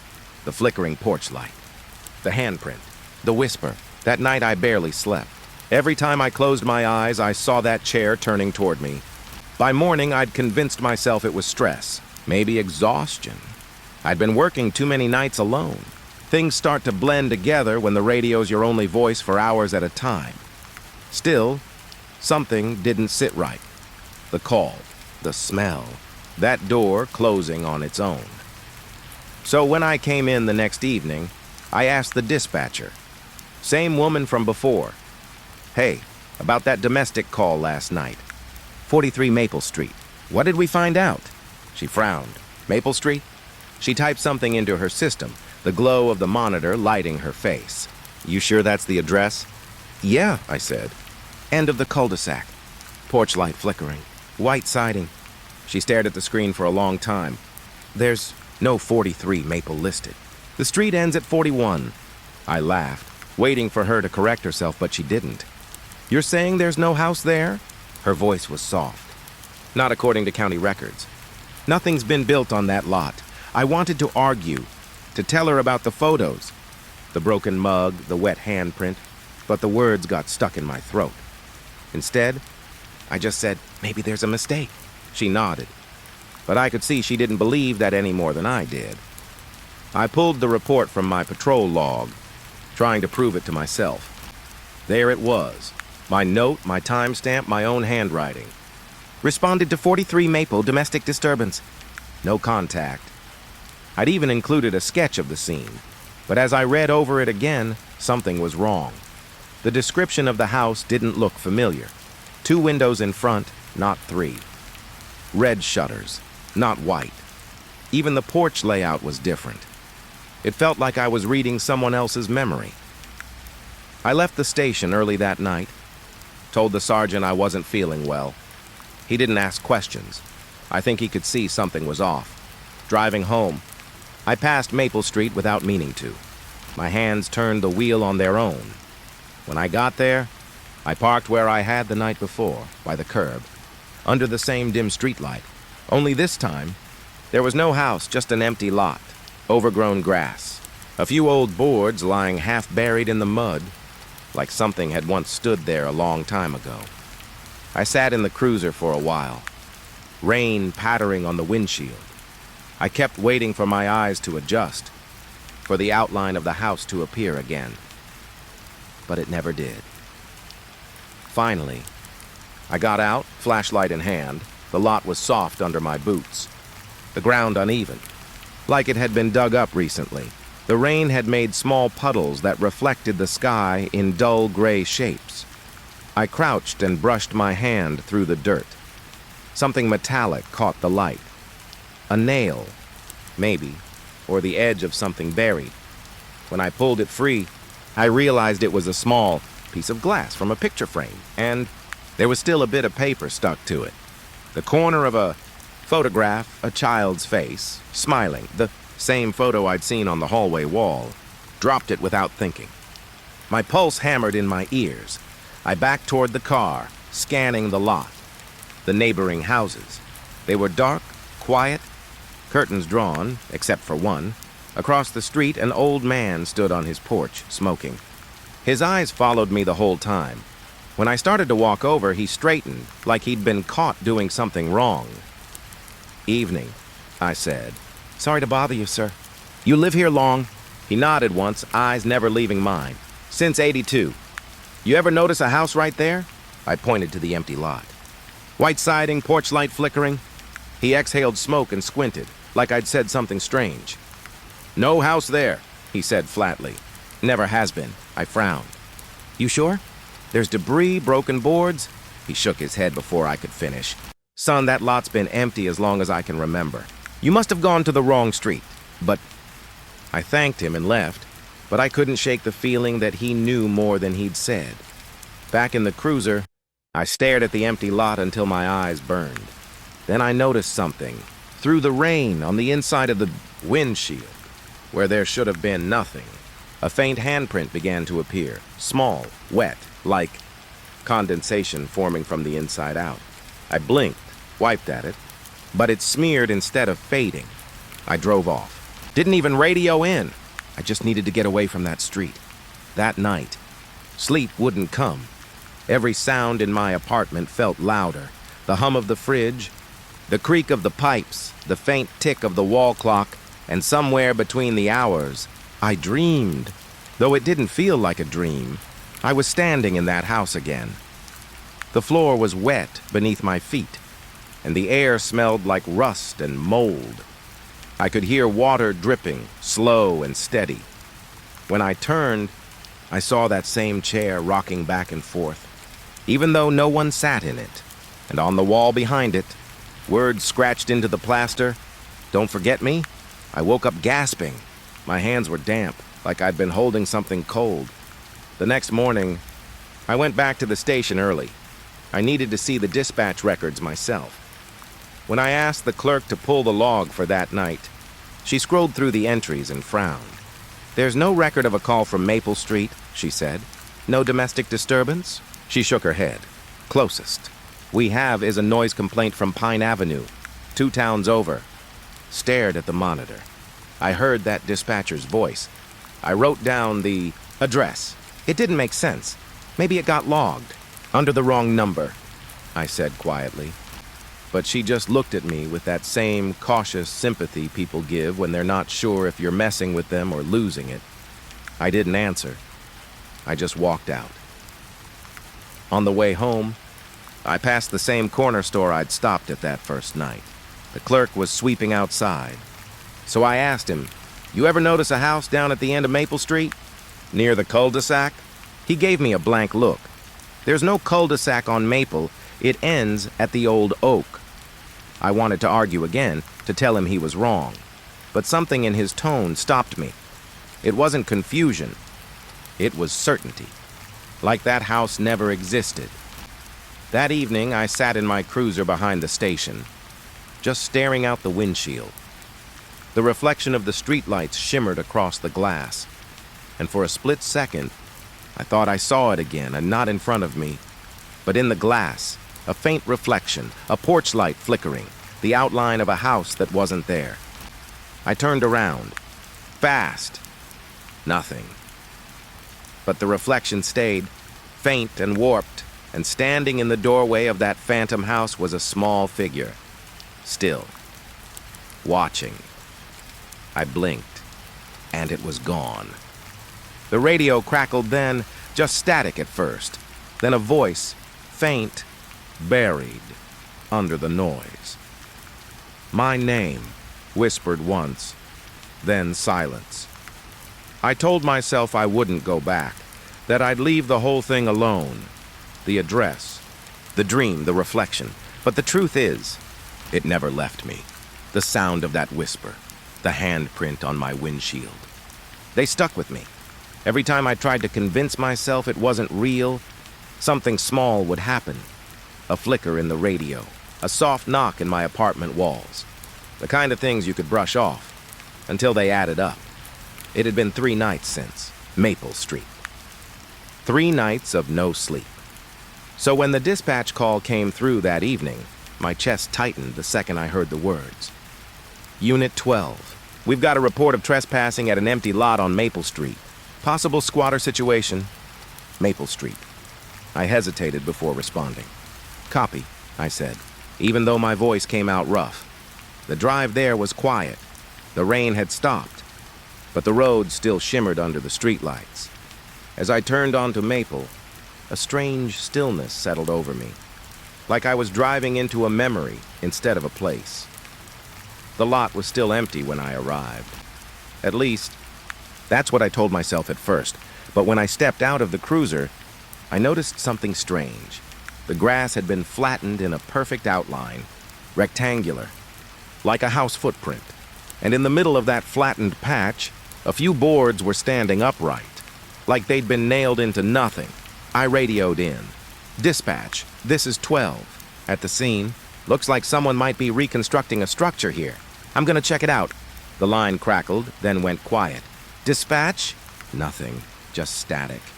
I took a deep breath and moved forward. Flashlight cutting through the darkness. The air was damp, colder than it should have been. It smelled faintly like wet dust and rot, the same scent from before. As I got closer, I saw something on the ground. A single shoe print, small and bare, pressed into the mud. Then another, leading straight into the center of the empty lot. I followed them. That's when I heard it. A creak. Faint. High above, like weight shifting on wood. Then another. Slow. Deliberate. Footsteps. But there was nothing there. No stairs. No house. Just empty space. I stood perfectly still, my light shaking slightly as I aimed it toward the sound. The air shimmered, like heat waves off asphalt. But it was cold. Freezing. Actually, the footsteps kept coming. Not fast. Not random. Pacing. Someone was walking upstairs. In a house that didn't exist. Hello? I called out, voice cracking a little. Police department! Is anyone here? The footsteps stopped. Silence swallowed everything, even the wind. I took another step, heart hammering in my throat. The beam of my flashlight flickered. Once, twice, and then steadied. For a moment, I thought I saw something. Just the faintest outline. A wall, a railing, maybe a doorway, forming in the air like fog catching the light. Then it vanished. I stumbled back. My boot hit something solid. Only when I looked down, there was nothing under me, just grass and dirt. Then I heard it again. The floorboards creaking. Closer now, moving toward me. I raised my light and saw footprints appearing in the dirt, one by one, as if invisible feet were pressing down right in front of me. I backed up slowly. Who's there? No answer. Then, the faintest sound, not words, not a whisper, but a low breath, drawn out, uneven. It came from above me. My instincts screamed to leave, but something else. That same pull that made me come here kept me frozen. I pointed my flashlight upward, and for just a moment, I saw it. A shadow across nothing. The shape of a man standing on what should have been the second floor. Head tilted, watching me. I couldn't see his face. Just the outline. Still, silent, and somehow wrong. Like his limbs didn't bend quite right. I blinked, and he was gone. The footsteps started again, faster this time, circling the spot above me. It sounded like someone pacing in panic. Then, a loud crack, wood splitting. The sound dropped through the air, like the floor above had given way, and a heavy thud shook the ground right in front of me. But the dirt didn't move. Nothing fell. My light flicked off for half a second, and in that instant of darkness, I heard breathing, right beside my ear. When the light came back, I was alone. I stood there for what felt like forever, waiting for something else to happen. It didn't, so I did what any sane person would do. I left. I didn't even radio in. I just got in the car and drove until the houses turned to highway. But the strangest thing was what I saw in the rearview mirror. Behind me, in that empty lot, a faint yellow glow, like a porch light, flickering. I didn't look again. The next day, I came in early, told myself I'd go about the shift like normal, pretend none of it happened. But as I walked past the front desk, I heard two officers talking near the coffee machine. You hear about that noise call on Maple last night? I froze. What noise call? The other asked. Neighbor said they heard footsteps, like someone walking upstairs in an empty house. Kept going for hours. The other officer chuckled. Empty house, huh? You mean empty lot? Yeah, the first said. But get this. When we went by this morning, there were fresh boot prints in the mud. Smaller than ours. Barefoot ones, too. I turned away before they could notice me listening. My stomach twisted. That night I drove back. I don't know why. Maybe I needed to see if it was all in my head. The lot was quiet again. But when I stepped out of the cruiser, I noticed something new. The grass was shorter, flattened again, and now there were wooden beams sticking out of the ground, like the frame of a house being built. In the center stood a door frame, just the frame. No walls, no door, and leaning against it was a single object, a child's rocking chair. It swayed gently in the wind. Though the air around it was still, I took a step closer, and then, faint, above me, that sound again. Creak. Footsteps moving slow, like someone had returned to their upstairs room. I lifted my flashlight. Hands shaking now, the air shimmered again, faint outlines, corners forming where nothing should be, the shape of a house beginning to take form in the dark. And with it, that same cold metallic smell. My breath caught, because I realized something. The sound wasn't random. The footsteps weren't wandering. They were tracing the same pattern, over and over, from one corner to another, pacing. Like someone trapped in a loop, forever walking the same path, over floors that no longer exist. I turned to leave, but as I did, the flashlight beam passed over the ground, and there, in the mud beside me, new footprints appeared, not leading toward the lot, leading toward me. The last thing I heard before running back to the cruiser was that chair creaking. Slow, steady, almost like laughter. I drove away without looking back this time. Didn't report it, didn't write a word, but I keep hearing it even now, when the station goes quiet, when I'm alone on patrol. That soft, rhythmic creak, like footsteps on old wood, somewhere just above my head. I thought I was done with that house. I told myself that after what I'd seen, the invisible footsteps, the shimmer in the air, the creaking floors above an empty lot, I'd never go back. But the thing about fear is, it changes you. It waits in the quiet moments, and sometimes it whispers your name. 3 days had passed, 3 nights of no sleep, no appetite. I kept catching glimpses of things in reflections, shadows moving behind me when I was alone, my own eyes looking just a little too slow to blink back. It was getting hard to tell what was real. That morning, when I got to the station, something strange was waiting on my desk. A photograph, old, weathered, creased down the middle. It was a picture of a house, the same one from Maple Street, only now. It wasn't an empty lot. It was standing there, complete, porch light glowing, curtains drawn, a faint figure in the upstairs window.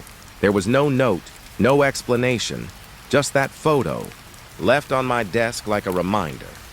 I stared at it for a long time before finally grabbing my keys. By the time I reached Maple Street, the sky had dimmed to that grayish blue right before sunset. The air was heavy with mist, the kind that clings to your skin and makes every sound feel close. And there it was, the house, not half-built, not shimmering, real, painted white, though the color looked off somehow, muted, like an old photograph come to life. The porch light glowed faintly, flickering now and then. My stomach twisted. It shouldn't exist, but it did. I stepped out of the cruiser, every instinct in me screaming not to. As soon as my boots hit the ground, the air changed, thicker, still, like stepping underwater. I walked up the porch steps slowly, each one creaking under my weight. The sound was exactly the same as the footsteps I'd heard that night. The door was unlocked. Inside, the air smelled stale, like old wood and damp fabric. Dust floated in the flashlight beam as I swept it across the hallway. Everything looked normal, furnished, lived in. There was a couch, a table, family photos on the wall, a staircase leading up, where I'd once heard footsteps on nothing, and at the end of the hallway, a tall, narrow mirror. That's what caught my attention first. It was old, ornate frame, the kind you'd see in antique stores, but the glass wasn't clean. It had a faint haze to it, like smoke trapped beneath the surface. I walked toward it slowly. My reflection came into view, but something was off. At first, I thought it was just the lighting. Then I realized the reflection behind me wasn't the same room. In the mirror, the hallway looked darker. The walls were cracked, peeling, and the photos on the wall, where in reality they showed smiling faces, were burned out, blackened shapes with no features. I blinked. The image stayed. Then my reflection did something I didn't. It smiled. Not a big one. Just a slow, deliberate curl of the lips. I froze. The reflection tilted its head, studying me. Then it raised a hand. So did I, but not fast enough. It moved first. Our gestures were no longer in sync. I backed up, hitting the wall behind me. My breath caught in my throat. I whispered, "What are you?" And then it spoke, not through sound, but I heard it, clear as if the words were in my head. "You came back." The lights flickered. When they steadied again, the reflection was gone. The mirror now showed only darkness, like it led into another room. One that didn't exist here. I should have left then. God, I should have. But something pulled me closer. The glass had a strange depth to it, as if you could look into it, not just at it. And deep in that darkness, something moved. I leaned in. Shapes flickered. Furniture, maybe a window. Then I saw myself, but not as I was now. The version in the mirror looked exhausted, pale, eyes sunken. He was standing in what looked like this same house, but ruined, walls covered in mold, floorboards warped and broken. I whispered again, "What do you want?" The reflection raised its head slowly, and in its eyes, I saw something, movement, small figures, shapes crawling just beneath the surface of the pupils. Then it mouthed a word. I couldn't hear it, but I knew what it said. Stay. A crack spread through the mirror, thin and sharp, then another, and another. The sound was deafening, like ice splitting. I stumbled back as the glass fractured across the frame, but instead of shattering outward, it broke inward, sucking the light from the room with it. The air went cold.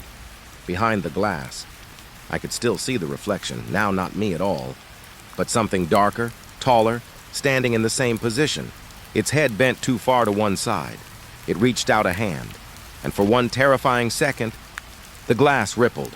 I turned and ran. I didn't stop until I was outside, gasping for air on the porch. The house behind me was silent, still. Then, through the window, a faint light flickered inside. I looked up, and in the second-floor window, a shape stood, watching. Back at the station, I tried to explain it to myself. Maybe I'd fallen asleep. Maybe it was stress. But none of that explained the cuts. Thin, glass-like lines across my palm. The same hand I'd lifted toward the mirror. I didn't tell anyone, just cleaned it, bandaged it, and kept quiet. But every reflective surface I looked into after that day, windows, glass doors, even puddles, felt wrong. Sometimes, when I moved, my reflection didn't. Sometimes, it lingered a moment longer before catching up. And once, when I looked into the bathroom mirror at the station, I swear I saw someone standing behind me, someone who looked exactly like me, only smiling that same slow smile from before. A week later, I couldn't take it anymore. I went back. The house looked the same, too clean, too still, like it had been waiting. Inside, the mirror was where I'd left it, but now, the surface was smooth again, no cracks, just my reflection. I walked closer, watching carefully for any change, but it didn't move, didn't smile. It just stared back. I almost laughed, out of relief, almost. Then I noticed something. The bandage on my hand, my right hand, was on the wrong side in the reflection. And the moment I realized it, my reflection blinked, but I didn't. It stepped forward, pressing its palm to the glass. The surface rippled again. For a split second, I saw something behind it, rooms stretching into darkness, stairs leading nowhere, that same faint yellow porch light glowing far in the distance. My reflection whispered, You shouldn't have come back. The glass pulsed, and this time, I felt it. A cold pressure against my chest, pulling me forward. The world around me bent. Like air bending in heat, only colder, I stumbled backward, breaking whatever hold it had. When I looked again, the mirror was empty. No reflection, just the dark room behind me. But in the center of that darkness, faint and flickering, was a shape walking away. Me. That was 2 nights ago. Now every mirror in my house is covered, every window locked. But even without them, I can still feel it. The pull, the pressure in the corners of my vision. Sometimes I hear the faintest sound of glass cracking in the dark. Sometimes I see movement where there shouldn't be any. And sometimes, when the lights are off and the world feels too quiet, I see a faint shimmer on the wall, like light, reflecting from somewhere that doesn't exist. And in that shimmer, I swear I can see eyes watching back, waiting. I didn't plan to go back. After the mirror, after what it showed me, I swore I was done. But there's something about that house. It doesn't let you walk away. It waits. And somehow, it always finds a way to pull you back. The night I disappeared didn't feel special. It started like any other. Quiet shift. Too quiet. The kind of night where the silence hums like static. Then the call came in. Unlisted number. No ID, just a voice. Faint and shaky. It said, "He's still inside." Then the line went dead. I stared at the phone for a long time. That same sick feeling creeping up my throat, because I already knew which he they meant, and I knew which house, Maple Street.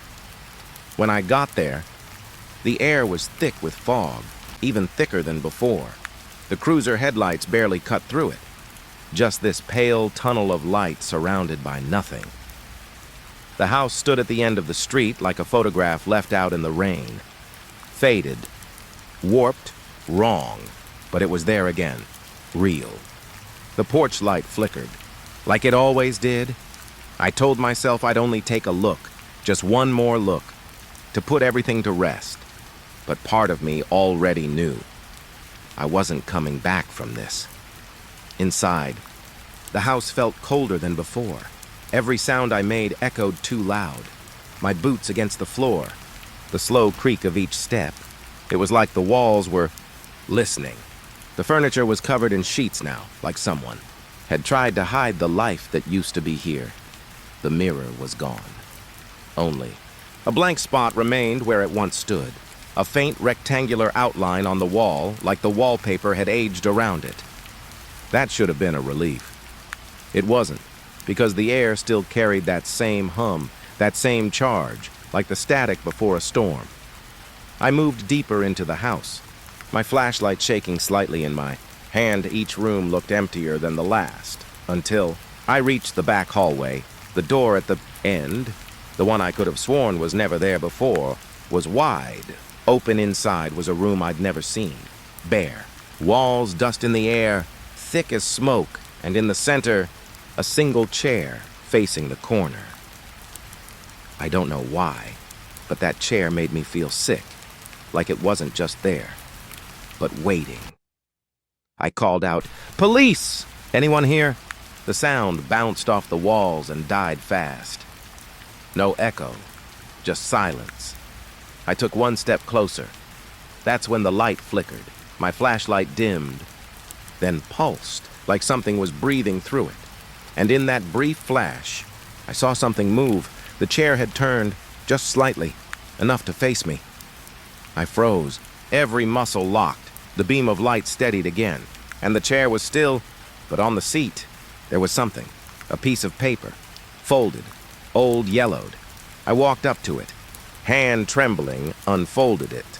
It was a photograph of me standing in that same room, holding that same photograph.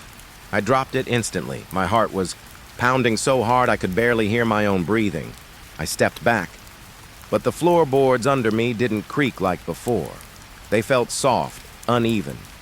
I looked down and saw my reflection. The wood was gone. Beneath my boots, The floor had turned glossy and black, like liquid glass, and from deep beneath it, faces were moving, distorted, flickering like static, their mouths open in silent screams.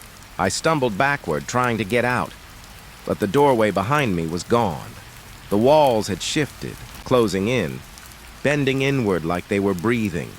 Then the whispers started, low at first, like the sound of wind through old wires, then clearer, dozens of voices, all speaking over each other, some crying, some laughing, some whispering my name. You came back. You never left. It's your turn now. The light blinked again, and I caught movement on the wall. A shadow. My shadow. Only. It was standing closer to the chair than I was, and it was turning its head toward me. I raised the flashlight and saw me standing in the corner of the room, pale and still, eyes empty. I whispered, "No." The other me smiled. Then it walked forward. Its steps made no sound, but with each one, the walls shook, the floor rippled, the whispers grew into screams.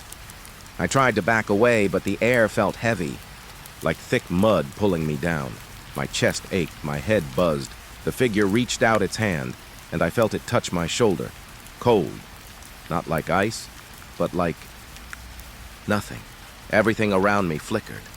Like a bad signal. The house, the room, even the air. It all glitched, shifting between moments. 1 second I was there. The next, I was standing outside looking in through the window, and inside was me, still holding the flashlight, still frozen. I screamed, pounding on the glass, but there was no sound, no feeling, no breath.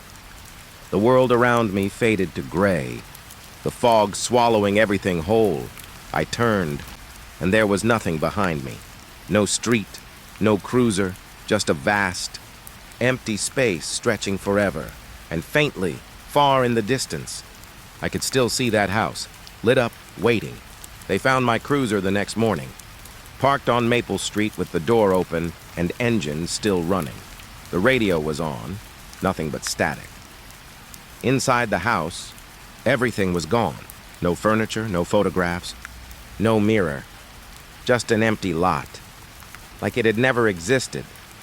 No one could explain it. No one wanted to. The chief said maybe I'd gone off the grid, left town. But the reports didn't make sense. Neighbors swore they saw me standing by the porch the night before. One of them even waved. He said I didn't wave back. Said I just stood there, still as stone, staring at something no one else could see. Now, they say the house shows up sometimes, not every night, just when the fog rolls in thick, and the air feels heavy. People who drive down Maple Street at the wrong time swear they see the porch light glowing faintly through the mist. And sometimes, if you stop long enough, you might see a figure standing by the door, a man in uniform, motionless. They say he looks lost. But if you look too long, if you try to see his face, the air goes strange. The road bends, and suddenly, the house is gone again, just empty space. I don't know what that place is, or what it wanted. Maybe it feeds on the moments we can't explain, the places that shouldn't exist but somehow do. Maybe it collects us. All I know is that somewhere, I'm still there, in that room, holding that photograph, hearing my own voice whisper back through the static. And when the fog drifts across Maple Street again, when the light flickers behind the empty lot, I'll be waiting, because the truth is, I never really left. It was supposed to be a quiet night, my last night on patrol before transferring out of the county. No calls, no chaos, no more staring into the dark stretches of farmland waiting for something to happen. I remember thinking it'd be an easy shift, just paperwork, coffee, and empty roads. But the silence that night felt wrong, too thick. You spend enough nights in this job and you start to feel the air change when something's off. It's not just the wind or the stillness.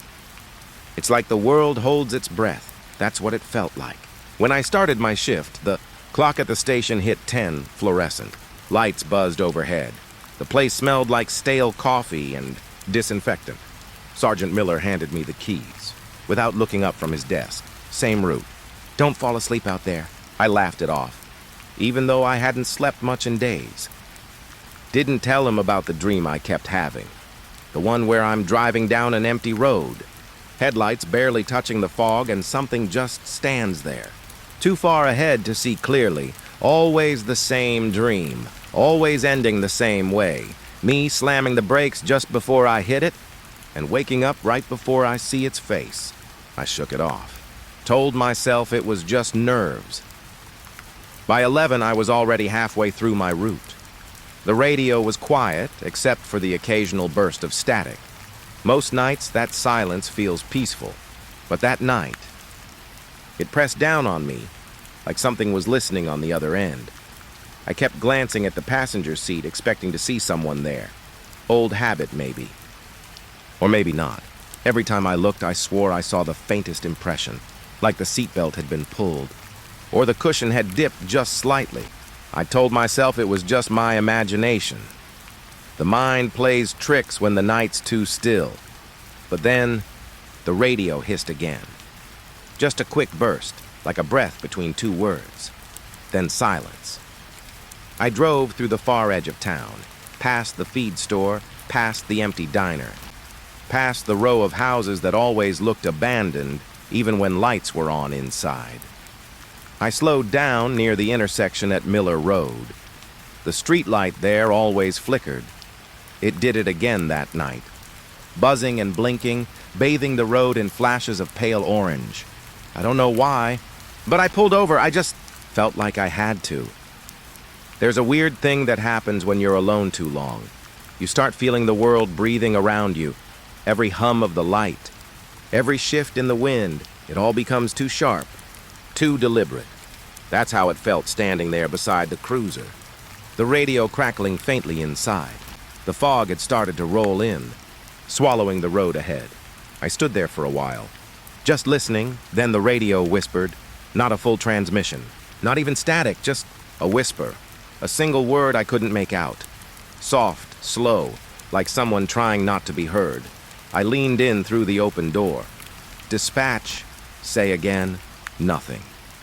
I waited a few seconds, listening. Then again, just barely audible this time, another sound. It wasn't a voice. Exactly, more like breathing. Slow, ragged, right on the edge of the signal. I turned the volume up. Unit 4! The radio crackled. You there? It was Miller. His voice snapped me back to reality. I answered, yeah, I'm here. Thought I heard something on the line. Static, he said. It's been cutting all night.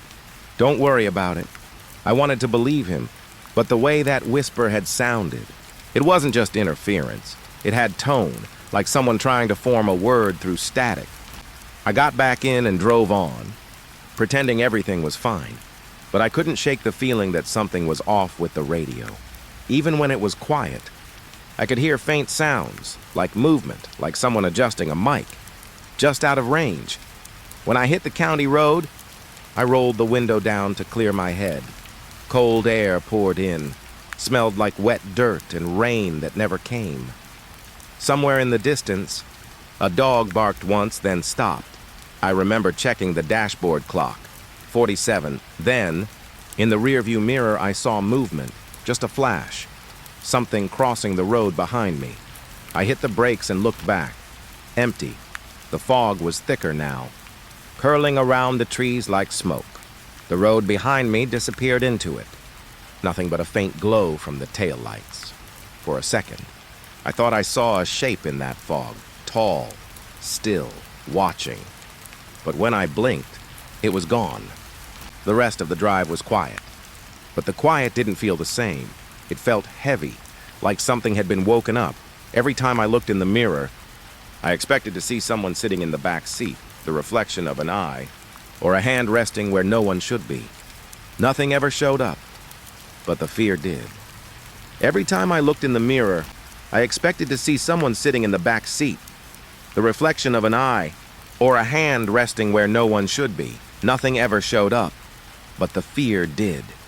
a slow, creeping dread that started at the base of my neck and spread through my chest. By the time I got back to town, it was after 2. Most of the windows were dark, except for a few where TVs glowed blue in empty living rooms. I stopped by the old gas station to grab coffee. The clerk looked half asleep, didn't even look up when I walked in. But when I paid, he finally said something. "You okay?" I froze. "Yeah, why?" He shrugged. "You look pale. Like you saw something." I didn't answer, didn't know how to. On the way out, I caught my reflection in the glass door, and for a split second, I didn't recognize myself. The face looking back was mine. But wrong. Like the expression didn't match the way I felt inside. I blinked, and it was just me again, tired, shaken. I told myself I was imagining things. Too many late nights. Too much caffeine. But when I got back to the cruiser, the radio was already on. I hadn't touched it. The voice on the other end was faint, almost a whisper again. Only this time, I heard it clearly. It said my name, not my badge number, not Unit 4, my name. And then, a low static hum, followed by a sentence that still echoes in my head. "Don't leave tonight." I froze. "Who is this?" I said. No response, just static. Then, quietly, almost drowned beneath the noise, a second voice, one that sounded exactly like mine. "Don't leave." The transmission ended there. I sat in that car for what felt like an hour, gripping the wheel, staring at the fog drifting past the windshield. I didn't call it in, didn't tell anyone. What would I even say? That I'd just talked to myself through the radio? I drove the rest of the route in silence. But from that moment on, I couldn't shake the feeling that I wasn't alone. Not in the car, not on the road, not even in my own head. I ended the shift right before dawn, pulled into the station lot as the sun barely started to rise over the hills. The world looked the same, normal, quiet, safe. But something in me knew that night had changed things, like I'd stepped too close to something I wasn't supposed to hear. When I turned the cruiser off, the radio gave one final crackle. Soft, almost like a sigh. Then I heard it, my voice again, whispering through the static. "See you tonight." I told myself the voice on the radio was just bad reception. Maybe exhaustion. Maybe. I'd fallen half asleep at the wheel. But the next night, things got worse. It started small, just flickers at the edge of my vision, shadows that didn't match where light should fall. At first, I thought it was the fog, the way headlights cut through it, twisting the shapes of trees and mailboxes until everything looked alive. But I've seen fog before. This wasn't that. This was movement. Real, deliberate movement. My shift began the same way as always. Clock in, grab my gear, take the same tired route through the outskirts of town. Miller barely looked at me, just tossed me the keys and said, "Stay awake out there." I nodded, but I noticed something strange when I turned to leave. He was staring past me, right over my shoulder, toward the empty hallway. When I glanced back, no one was there. The first half of the shift went fine. Quiet roads, no calls, just the hum of the cruiser and the soft whisper of tires over asphalt. But around midnight, as I passed the old water plant, I saw a car on the side of the road. Hazard lights blinking. I pulled over, grabbed my flashlight, and stepped out. The air was cold. Too cold. "County Patrol," I called. "You need assistance?" No answer. The car door was open. The driver's seat empty. The engine was still running. Leaned in to check the glove box for ID when something caught my eye. In the side mirror, just for a second, I saw someone standing behind. Me tall still, their reflection perfectly clear. But when I spun around, there was nothing. Just the road stretching into fog. The reflection had been too clear for it to be imagination. I remember how the figure's shoulders moved, like they were breathing, slow and steady. I shut the car door and backed away. Didn't even call it in. I just wanted to leave. When I got back in my cruiser, the radio turned itself on, static. Then a faint, dragging sound, like something scraping metal. I turned it off, but the static kept going, even with the switch flipped down. After that, I started noticing lights where there shouldn't be any. Headlights in the rearview mirror that vanished when I blinked. Vehicles parked on the side of the road with engines, idling, but no one inside. Sometimes, I'd see brake lights flare up behind me in the dark, like someone following, but when I slowed down, they'd fade into nothing. You ever feel like the world around you is quietly watching? Like every sound, every light, every movement means something, but you just can't see what? That's what it was like those nights. Every turn of the road felt like a setup. Every shadow had weight. It got worse near the edge of town where the road dips toward the river. There's an old wooden bridge out there, half rotted but still standing. Locals say a man drowned there back in the 70s. I'd driven that bridge 100 times before without a second thought. But that night, I stopped halfway across. The headlights caught something ahead, something small, sitting right in the center of the bridge.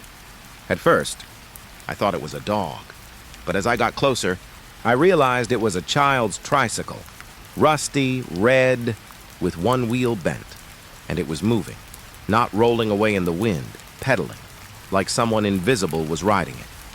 I stared at it for maybe 10 seconds, completely frozen. Then the handlebars turned toward me. That's when I hit the gas. The tricycle didn't fall or slide. It just stopped, perfectly still, as if it had never moved. When I looked back in the mirror, it was gone. I didn't tell anyone at the station, didn't even write it in the log. Who would believe me? But the next morning, when I parked the cruiser and got out, I noticed something that made my stomach turn. There were faint handprints on the back of the car, small ones, like a child's, pressed into the dust. The following night, I thought about calling in sick, but I didn't. Something in me. Curiosity. Maybe needed to know what was happening. So I drove again. Same route. Same fog. But I wasn't alone. Everywhere I went, I felt eyes on me. From the tree line. From the empty driveways. Even from the dark windows of houses that shouldn't have been lit. I remember one house clearly.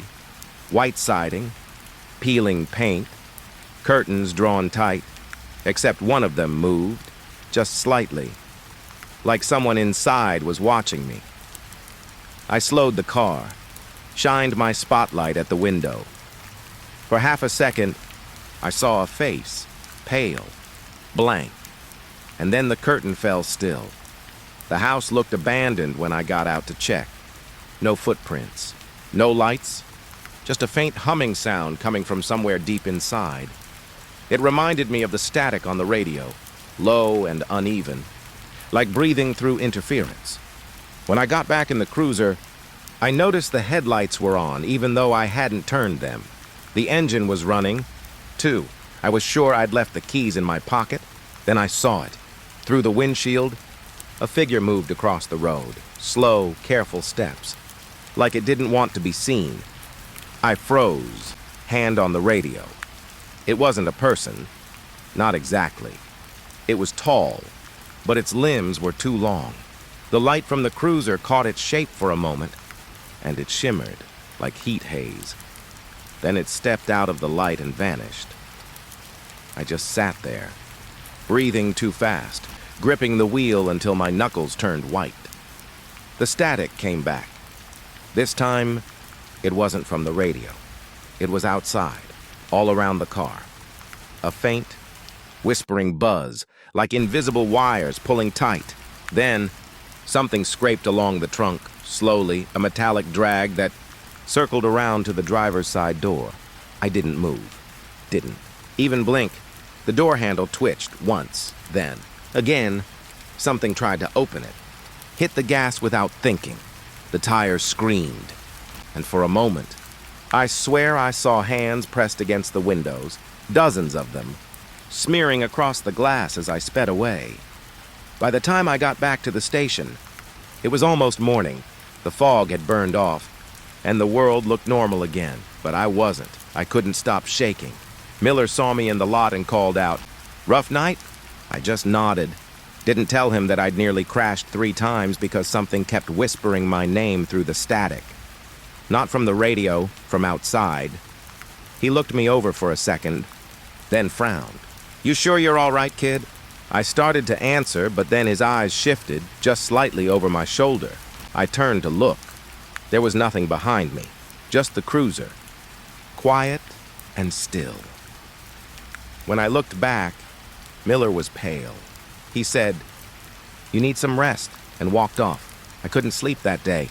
Every time I closed my eyes, I saw that figure on the bridge, the face in the window, the hands on the glass.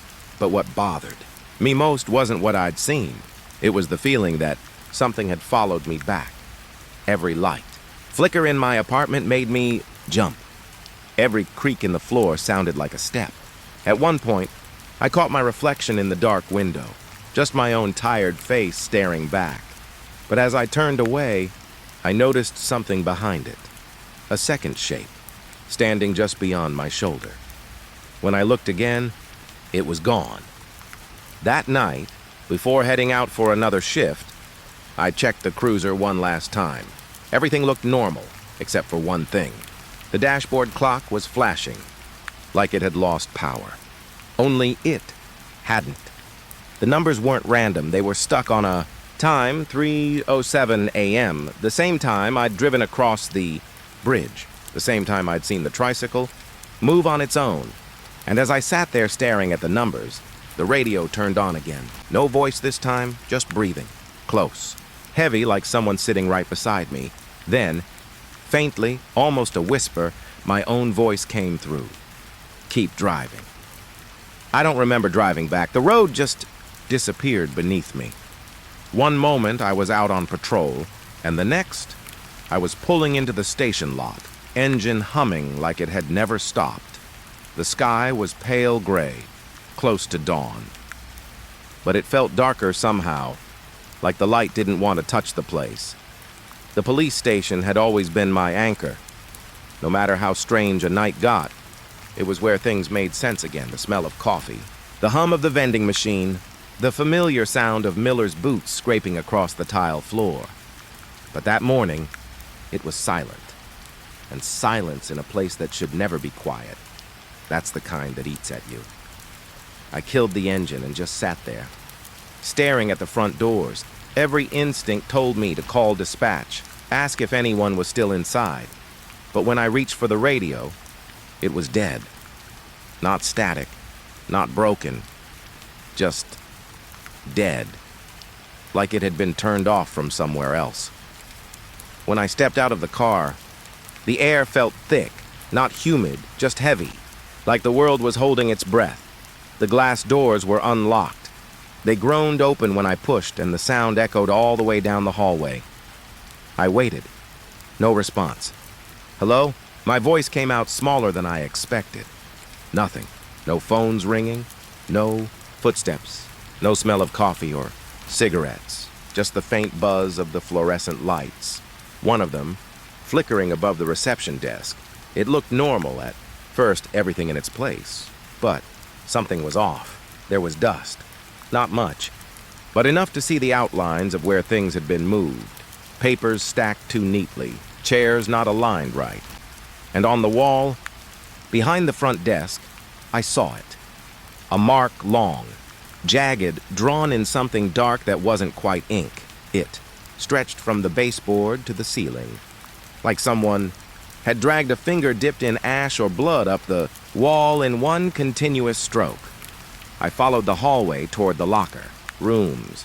My footsteps felt too loud against the tile. Every door I passed was open, every room empty. In the break room, a half-finished cup of coffee sat cold beside an open newspaper. It looked like someone had just gotten up a minute ago, except the coffee was moldy. Thick film on top. That's when I started to feel it. Not fear, not yet, just the sense that I was walking into something that had already happened and wasn't meant to be seen again. Down the hall, the light started to flicker harder.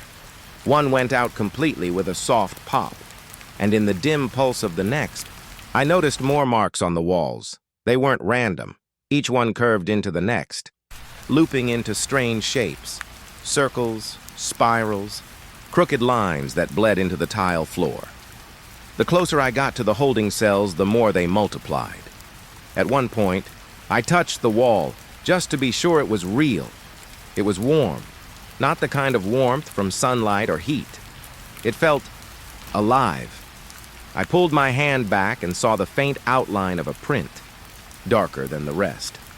I passed by Miller's office, door half open. Inside, his desk was empty, every file gone, every photo stripped from the walls.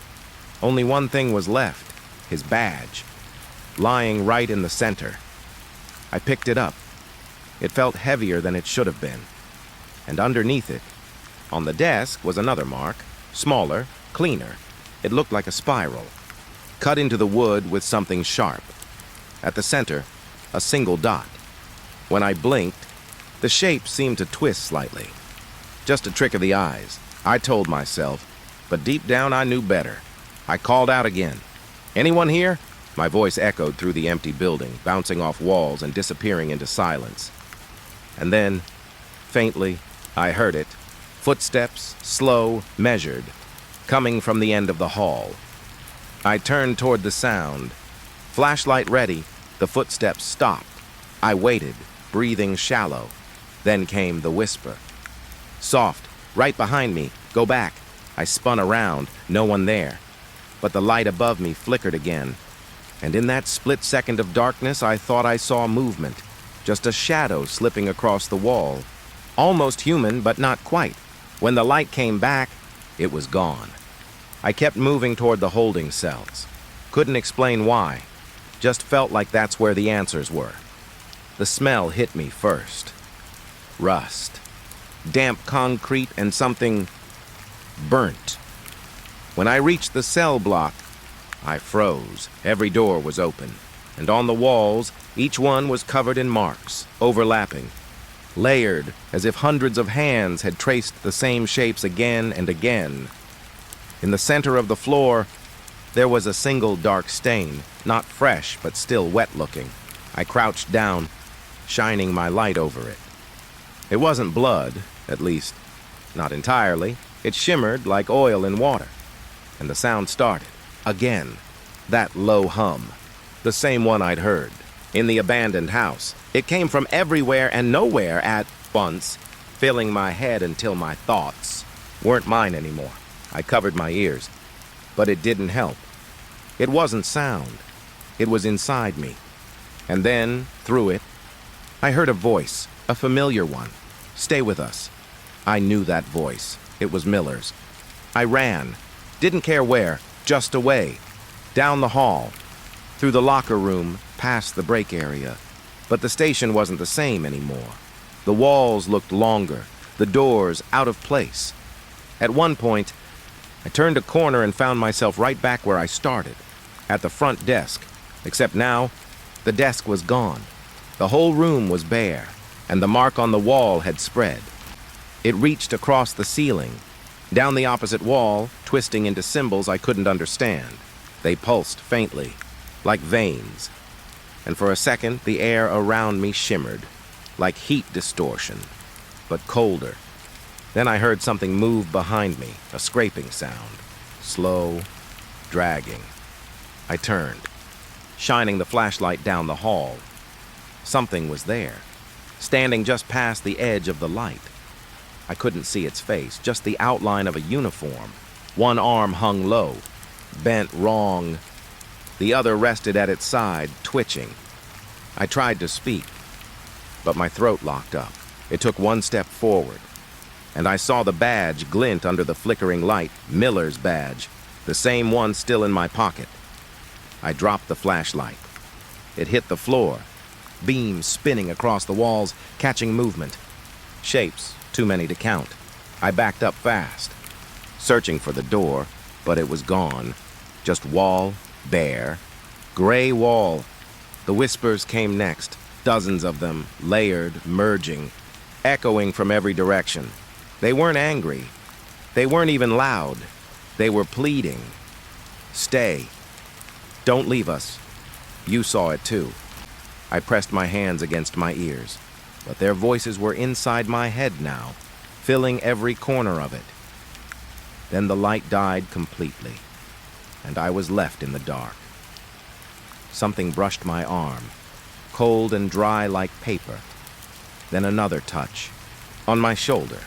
I tried to move, but it felt like the air had weight, pressing me still. The whispers shifted again. One voice rose above the rest. It sounded like me. Why did you come back? I wanted to scream, to run, but instead I whispered back, without even meaning to. I had to. And that's when the darkness pulled. Not a fall, not a collapse. It pulled me, like I was being dragged through water. For a few seconds, I couldn't tell if I was still in the station or somewhere else entirely. The walls seemed to breathe, flexing like lungs. Every mark, every spiral glowed faintly, pulsing with rhythm, like a heartbeat. I thought I heard distant radios crackling through the dark, calling out my name. Voices from patrol cars, from the station, from other nights.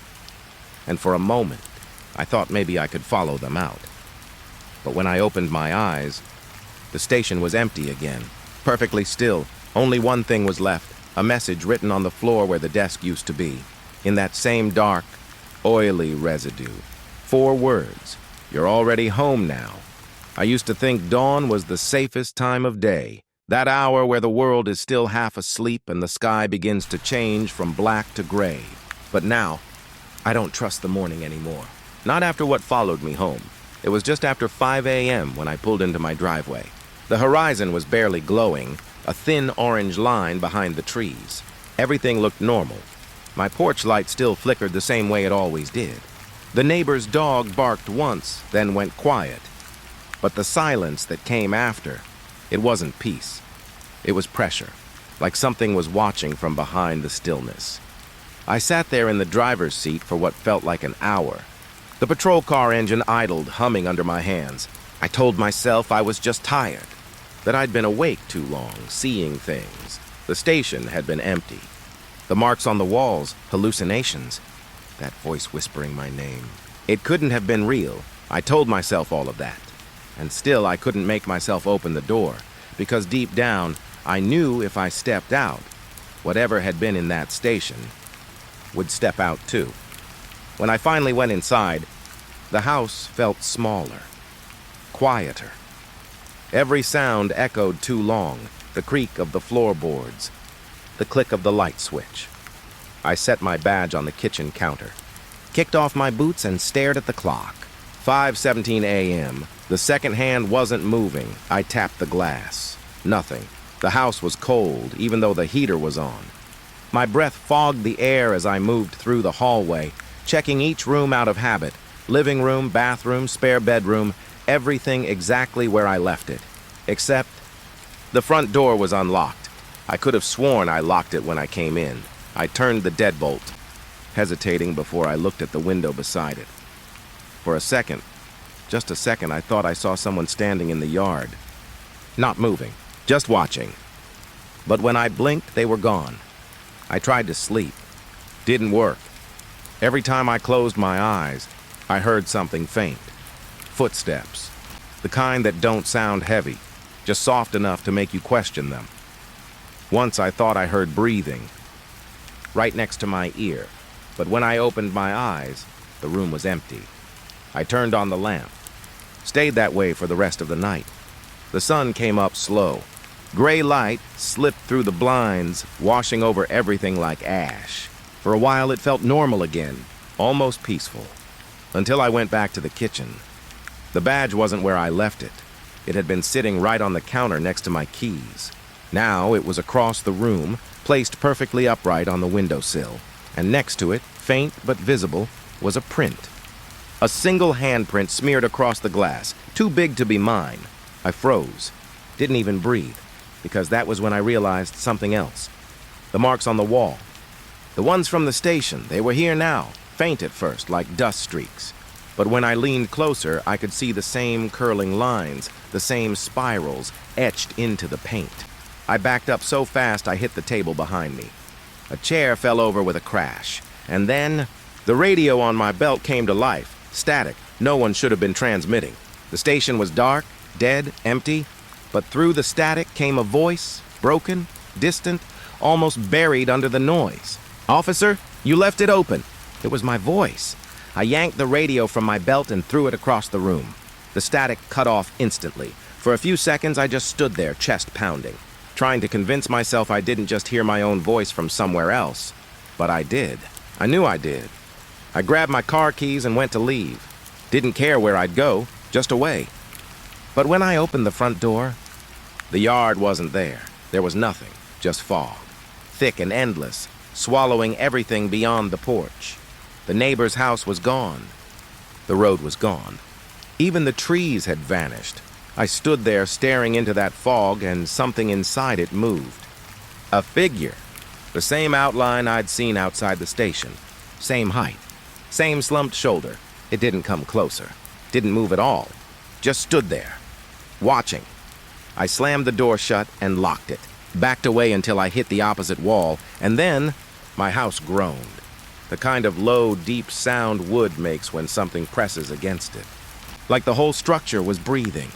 I ran to the bedroom and grabbed my gun. I didn't plan to use it. I just needed to feel like I had control again. The hallway stretched in front of me, darker now.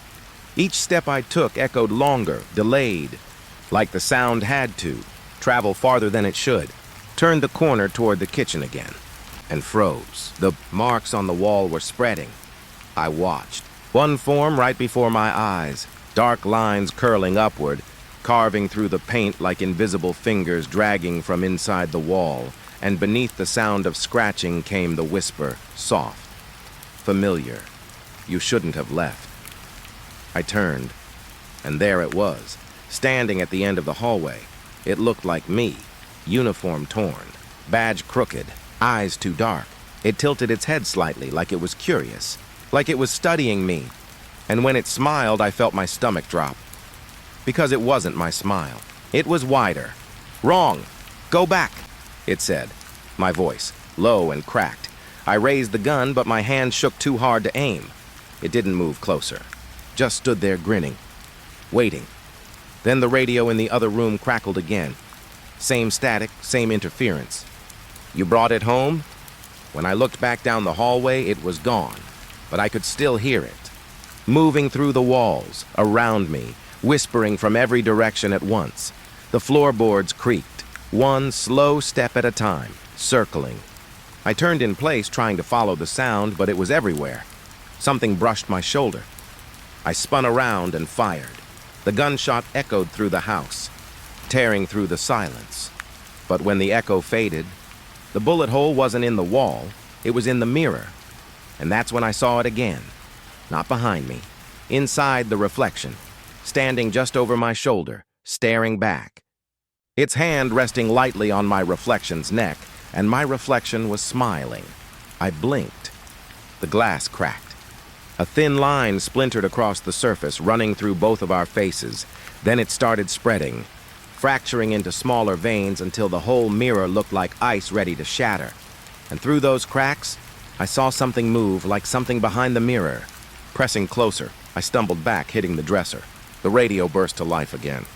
"You can't leave." "Not yet." The mirror pulsed once. Then the lights went out.